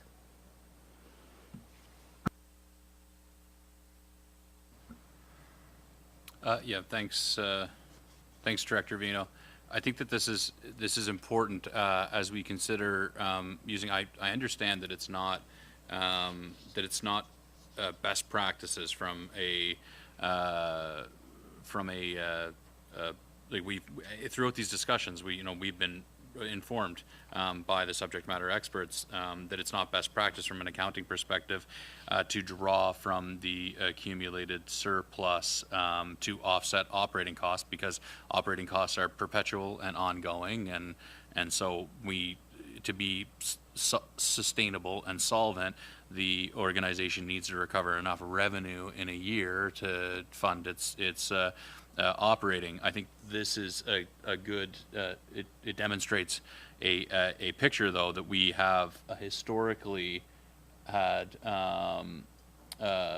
sizable surpluses from the approach, maybe conservative approach to our budgeting processes, and you can see it's getting smaller as we go in terms of the size of the surplus year over year, but that the accumulated surplus fund has continued to grow, that even as we're drawing from it, it has continued to grow because the accumulated surplus from one year to the next has been more than what the organization has drawn down from it. So I think that was some of the feedback that we got from community members with respect to management of our accumulated reserve funds, and a bit of a historical analysis to help, I think, with some context and decision as we make decisions about how to handle how to manage the accumulated reserve fund on balance with adjustment to the tax rate. So I thought it was important that we look at that together as a council. I'm sure, council, do you have any questions with respect to this information?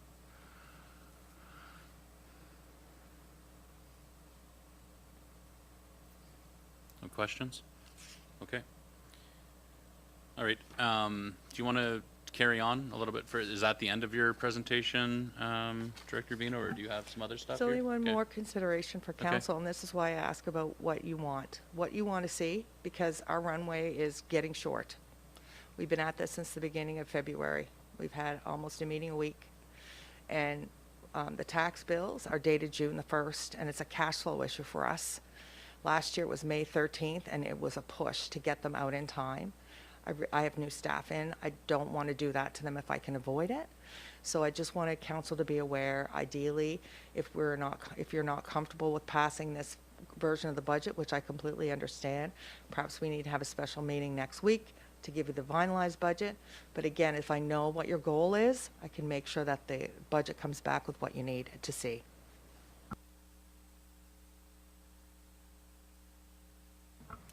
Okay, council, so I'm just going to I'm going to open it up for additional feedback, motions, direction from members of council with respect to the operating budget at this time.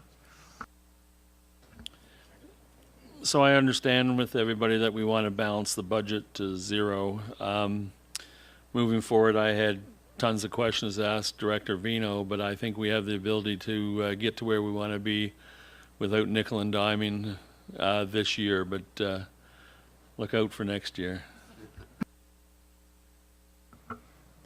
Other input? Go ahead, Councillor Carver. Yeah, I'd like to talk about the parking lot from the North Queens Board of Trade that they gave the presentation on here, I guess 2 weeks ago, maybe now. So the property, they... Sorry, this is for the Harmony Ball Field? This is across from the Harmony Ball Field, yeah. So they were... it was leased to them, the property's leased to them for $1 and for life, so now they're looking for funds to put the parking lot in. And it's for safety reasons, right? Because Annually, we have 4 large tournaments there, and this year we're going to add another one because the senior boys are going to be hosting their regionals from the high school.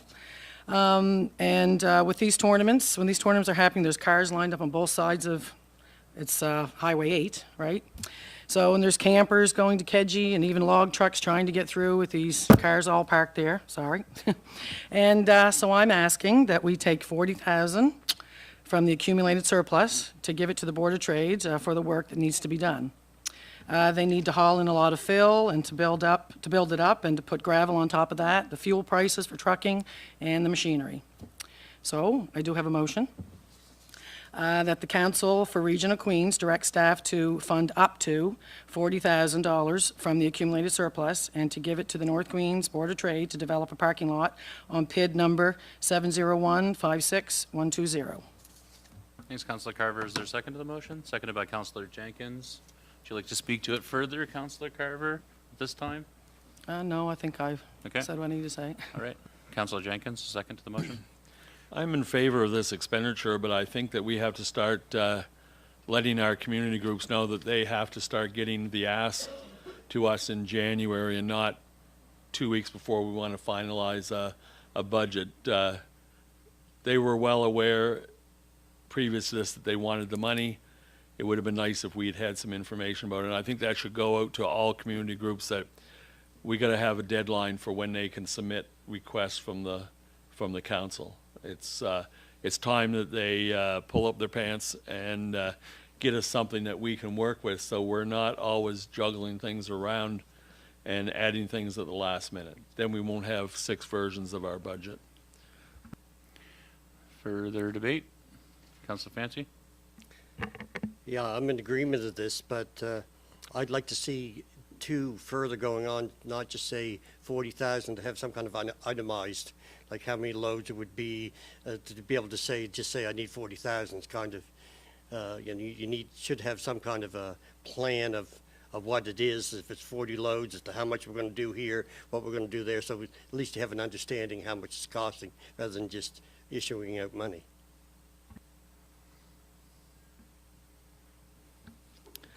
The 40,000 that they want is not going to get that parking area where they want it. It's to get it by for this year so that they can use it and get the traffic off the road.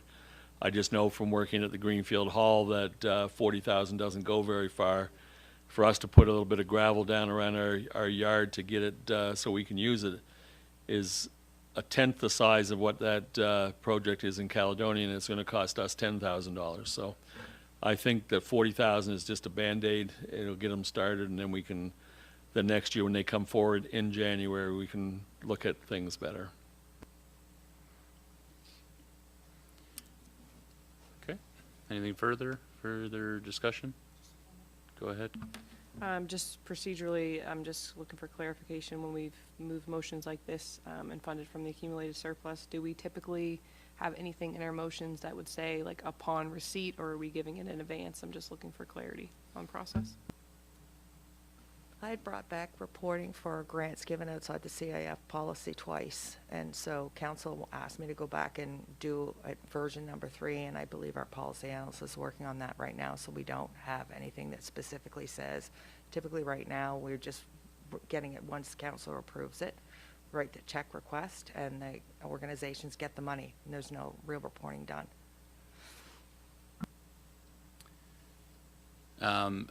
I think, given that we don't have a good policy framework in place for this right now, that we haven't finalized that, and given that the nature of the motion is up to $40,000, I think it's proper to expect that the group would provide us with some quotes and cost estimates, and that we distribute the funds as those costs are, as we get some certainty around those costs. Just as a point of procedure, should we have an amendment to the motion? An amendment to the motion? So perhaps a friendly amendment, so up to $40,000 to be funded from the accumulated surplus with substantiated by quotes or estimates of the expenditures required. Is that sufficient, Madam Clerk? Okay, so is that a friendly amendment? So you were the mover, pardon me, I forget who, it was you as the second. Are you okay with that friendly amendment? Okay. Further debate or discussion before I ask the question? All those in favor? Carried. Thank you, Councillor Kerr. Thank you, Director Vino. Okay, I still need clarification on where we need to be. I understand that. Okay. Yeah, I understand that. I'm going to get it for you. I just want to provide an opportunity, though, for other members of council, if there are other direction, specific items that you want included for the operating budget. Councilor Merrow? Under the revenue, under Queen's Place Recreation Facility, under the full facility rental, it was at 41,000. We have nothing. I would like to add 25,000 to that. I think the expectations of council, this council anyways, for that facility to get rented and to get used. So I'd like to add 25 for that. And under the sponsorships and advertising, it's 45, and I'd like that for that to be 55. I think this is a goal that we need to work towards in both of them. Thank you. So with respect to adjusting the forecasted revenue associated with the Queen's Place America Center, is that right? Okay. Do you have a motion, or do you have a motion prepared, or do you need support in preparing one?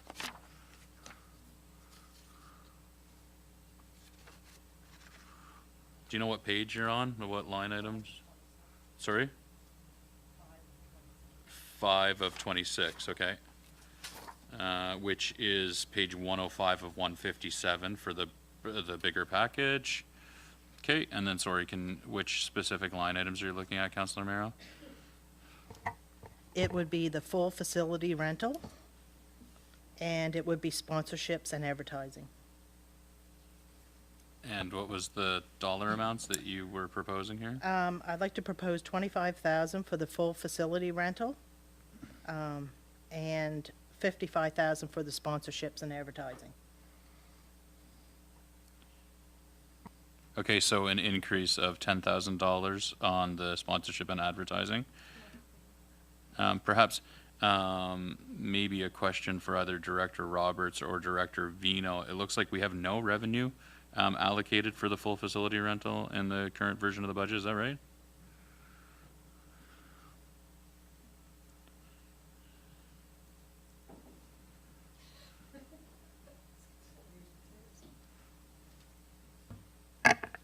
There was no revenue budgeted there because there was no full facility rentals that were scheduled at the time of the budget.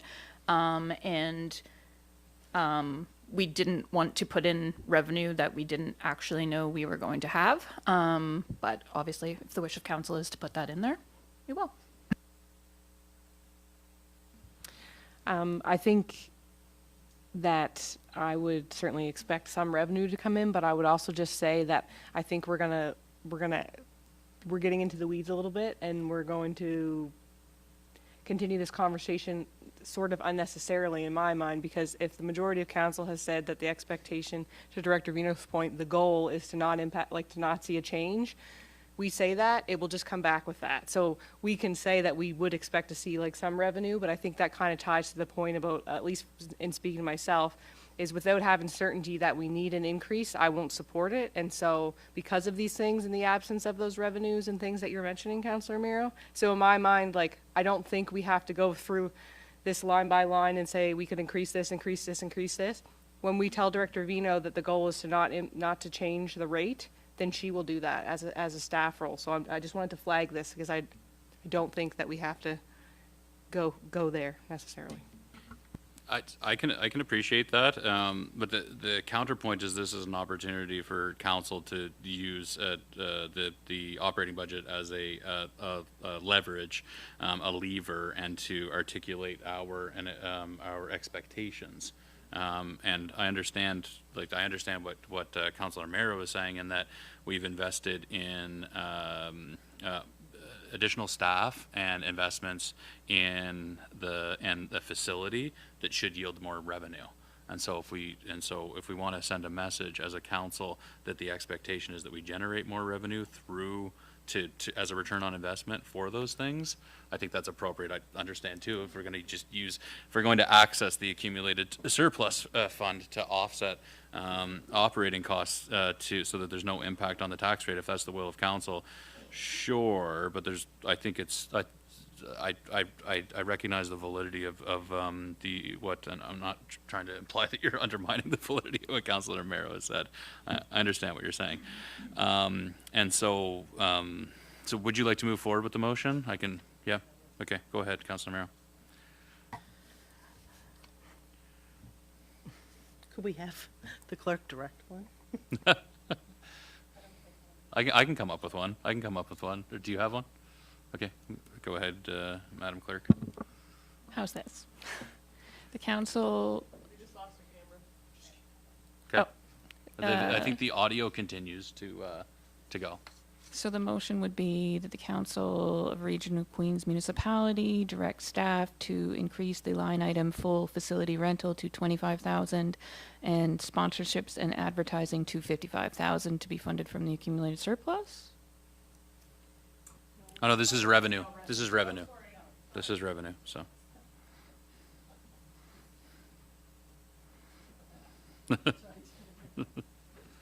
Right, so excluding the last bit, so that the Council of the Region of Queens Municipality directs staff to adjust the line item sponsorship and advertising under recreation and culture services to reflect $55,000, which is a $10,000 increase, and full facility rental to $25,000. Is that right? Okay. Is there a second to the motion? Seconded by one of you, Councillor Carver. Okay, go ahead. One caution I would just make too is that if we're having increased activity, increased events, it will have the opposite effect on our ice rentals because you won't have ice rentals during that time. So while one might go down, we're not going to see one stay the same and one increase likely, because you have to take account for if, we're putting the floor down and there's no ice for a week, that we also have no ice rentals for that week. So while you have revenue over here, you don't have revenue there.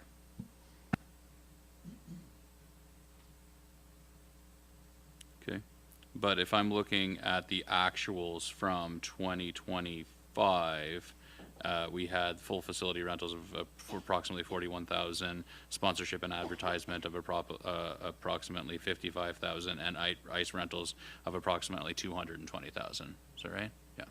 Okay. Councillor Fancy?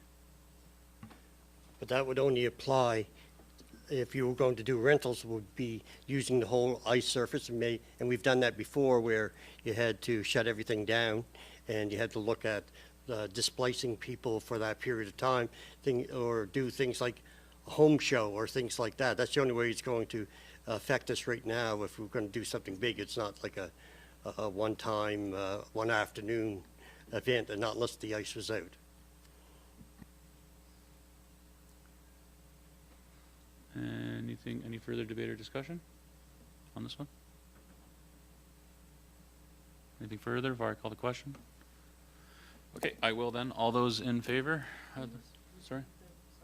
I'm just wondering if the motion could be repeated, because it just wasn't Okay, clear. I'll repeat it. It's an additional $10,000 for sponsorship and advertising under the Queens Place Recreational Facility, the line sponsorship and advertising, to increase at $10,000 from 45 to 55, and the full facility rental to increase at $25,000 from 0 to 25,000 as revenue for the Queens Place Recreational Facility.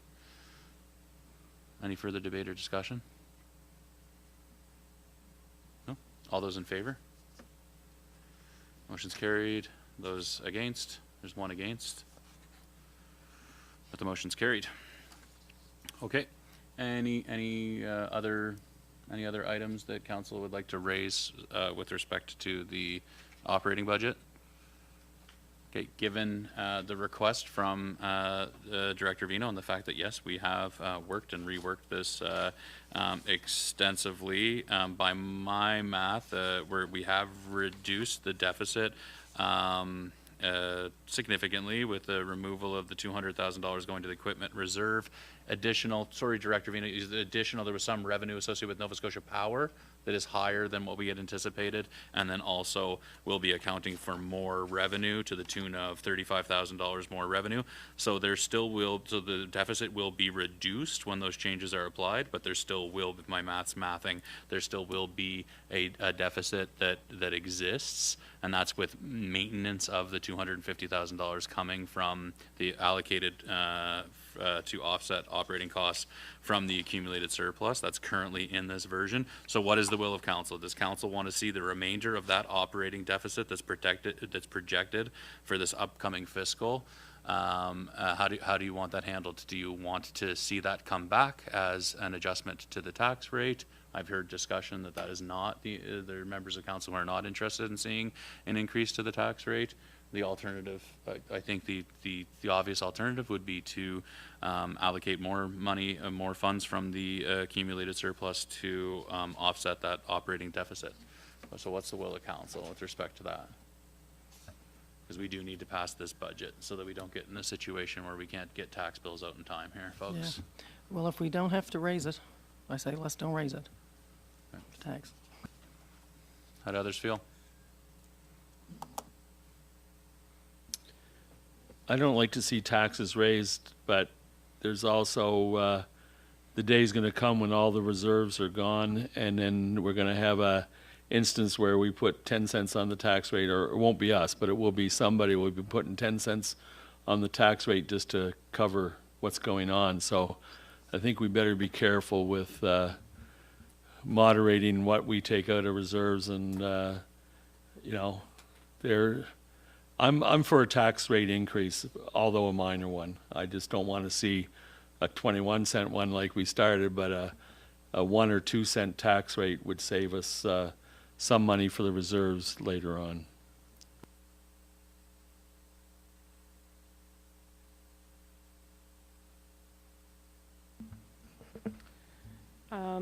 Just given the fact that we have had those historical surpluses, that document was shared online or on the screen there earlier. I think at this point, like for me personally, I just can't support an increase without confidence that we need it, because as I said before, our previous council was in that exact situation where we did increase just a couple cents, and then it did lead to that big surplus. It wasn't all the 2021 surplus that was mentioned there it was almost $4 million. The province that year gave us like a double equalization payment, so that was a huge chunk of it. But separate from that, that 3 cents that we increased did add a lot to that surplus. So I think that we are getting better budgeting, as you can tell from that slide that was up there previously. Like the surplus is coming down, and so I think our finance team is working really hard to get processes in place so that we don't have these large surpluses. I think we will have a better understanding going into our next budget of baseline budget based off of what this council has said, because we're not interested in the budget coming forward the way that it did at the start of this process. So we want a baseline budget of what it looked like, you know, this year that we're talking about right now. And then what does the exact same, everything that we have the same, what does it look like then, and what's the impact? So I think at this point, we hold it. I think we need to better utilize our audit and internal control committee to put some processes in place around how we spend reserves, how much we keep in reserves. I just think, for me, there's just so many question marks at this point that I think, personally, I would just be a fan of holding it, recognizing that we'll have a better understanding. And if that baseline budget comes forward next year and it's a 2 or 3 cent increase, then I think that would give council confidence that, okay, that's the number. Just my view. Go ahead, Councillor Roy. I have to agree with Deputy Mayor Charlton. Hold it, and then we'll see what next year brings. And I see Councillor Jenkins' point as well. But for right now, I'd say hold it. Councillor Wenzel. Just further to Deputy Mayor's point with the Audit and Control Committee, I do say that we've council has, if you listen to some of the folks that's been on that committee for a while, council has done a better job at spending that surplus and budgeting correctly. And knowing that member that's on that committee, he's smart and he understands this process. And when I'm looking at this right now, where we're talking about less than 3 cents for this year, when we just about doubled my consistent water bills. So I'm all for no raise in tax this year. Let's look at it next year. We're already suffering with the raised utility rate in my district anyway. So I'm on the side of no raise for this year. Others? Councillor Fancy?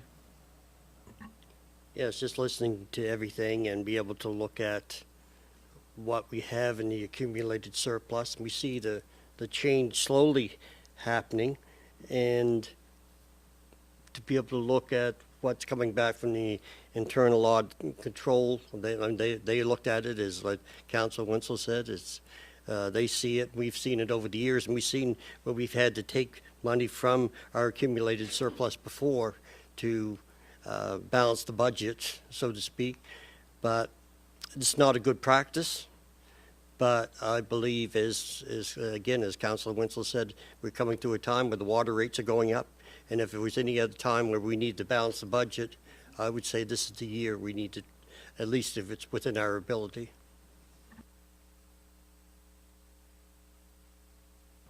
Okay, how do others feel? Is there a motion? Look for a motion.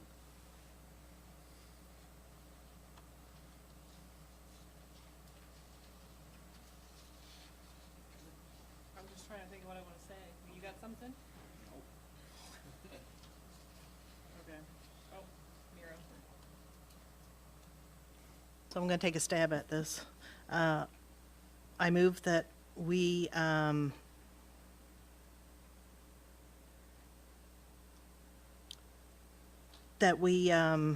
reduce the operating deficit and have it come from the accumulated surplus.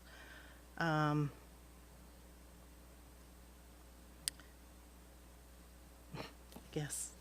I don't know. Okay, so maybe that the Council of Region of Queens direct staff to fund the remaining operating deficit from the accumulated surplus reserve fund so that there's no impact on the tax rate for the upcoming operating year. Is there a second to the motion? Seconded by Councillor Wenzel. Further debate or discussion on this one? So the changes we made today will be included, right? That's right.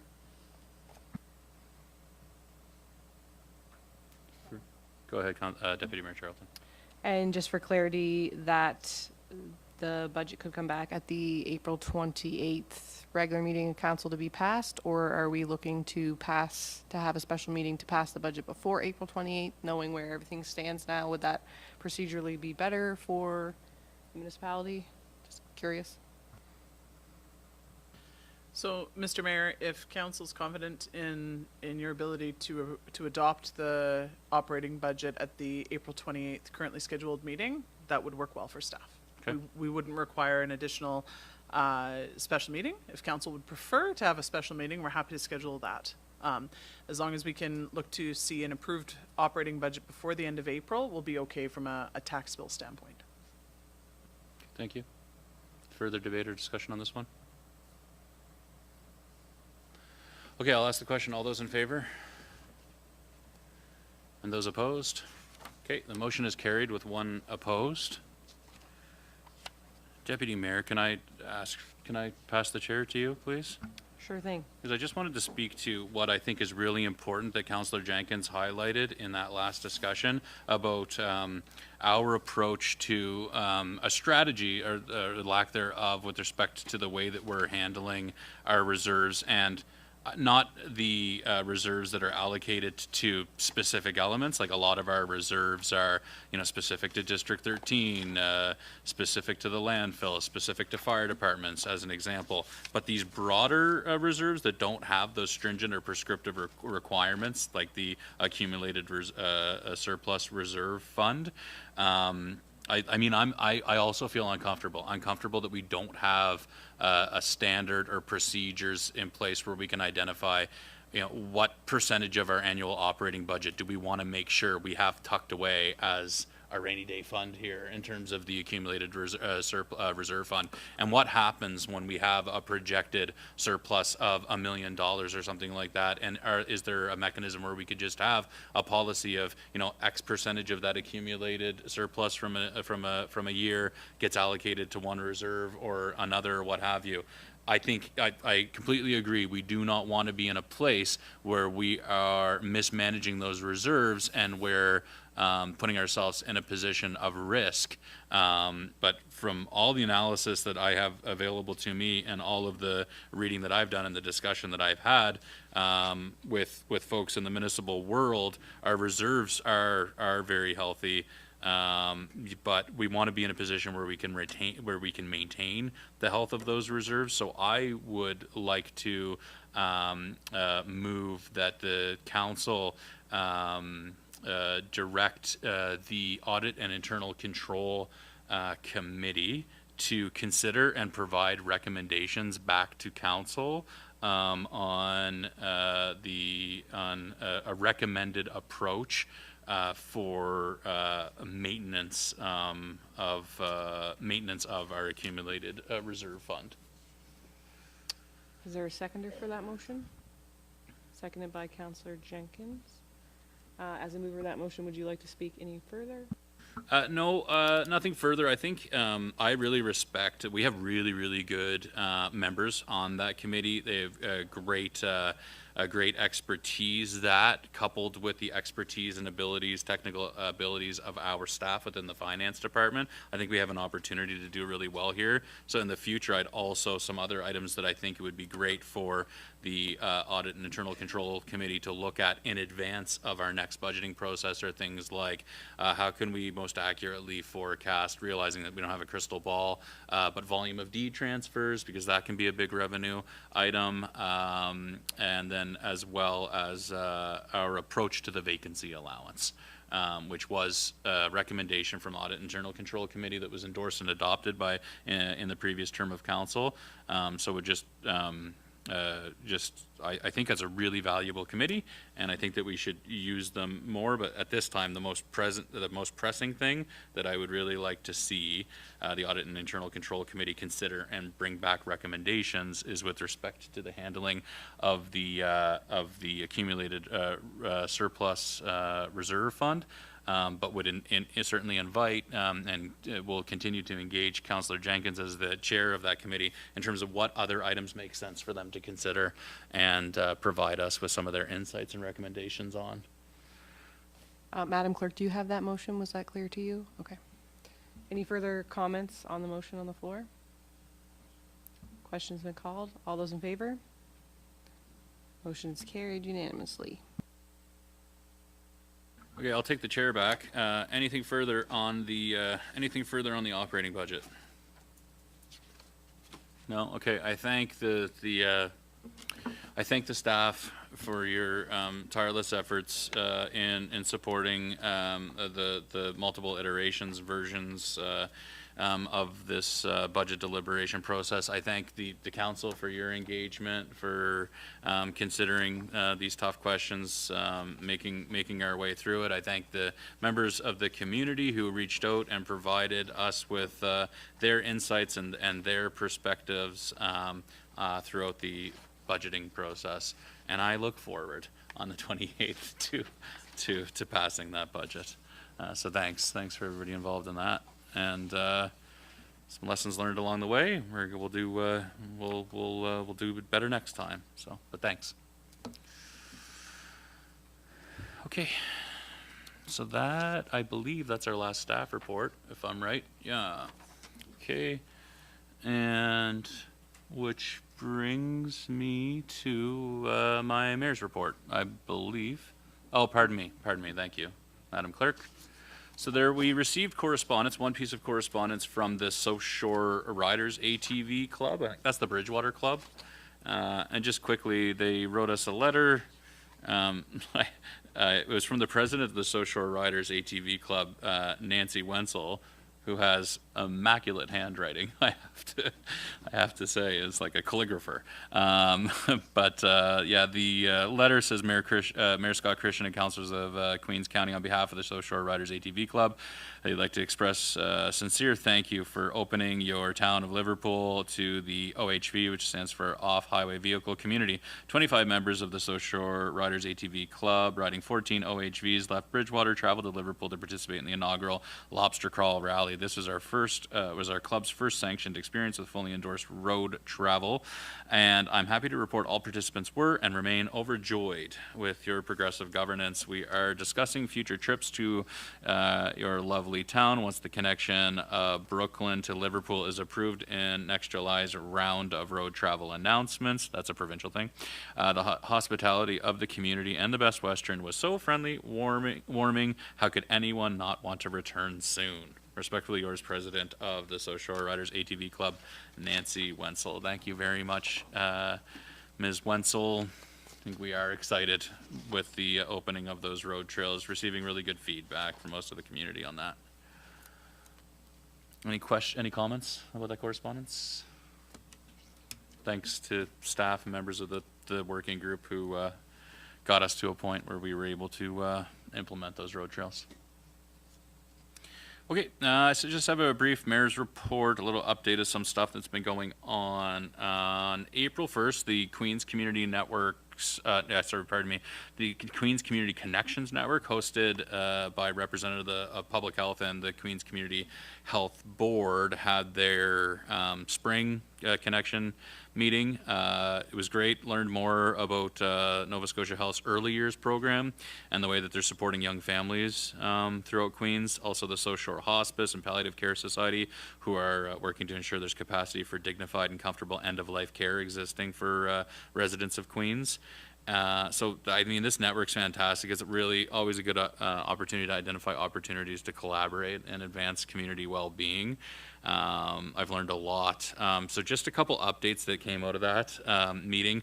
The South Shore Chronic Pain group are having the Art of Resilience art show at the Astor Theatre from May 5th to the 29th. Folks want to check that out. The South Queens Chamber of Commerce are having their AGM next week, April 28th, at 8 a.m. at the Quarter Deck, and there's a featured presentation on food sovereignty, food security, and opportunities for rural communities. I know there's an entrepreneur from Lunenburg County who's engaged in controlled environment agriculture who's going to be there speaking on that. Food security, food sovereignty is an ongoing item that we need to look at from a community wellness standpoint. Employment Solutions Society, if you're looking at getting a new job or perhaps changing your jobs, May 7th there's a job fair from 10 a.m. to 1 p.m. at the Liverpool Best Western that's hosted by the Employment Solutions Society. South Shore Sexual Health gave an update that there's a project that's now live where people can obtain take-home sexually transmitted infection test kits. That's available through library locations. And then there's also a emotional first aid training, which is recommended by our YMCA. The YMCA Southwest Nova Scotia partners. They identified this online professional development. It's free of charge if you just search for emotional first aid training and St. John's Ambulance. It's offered by St. John's Ambulance.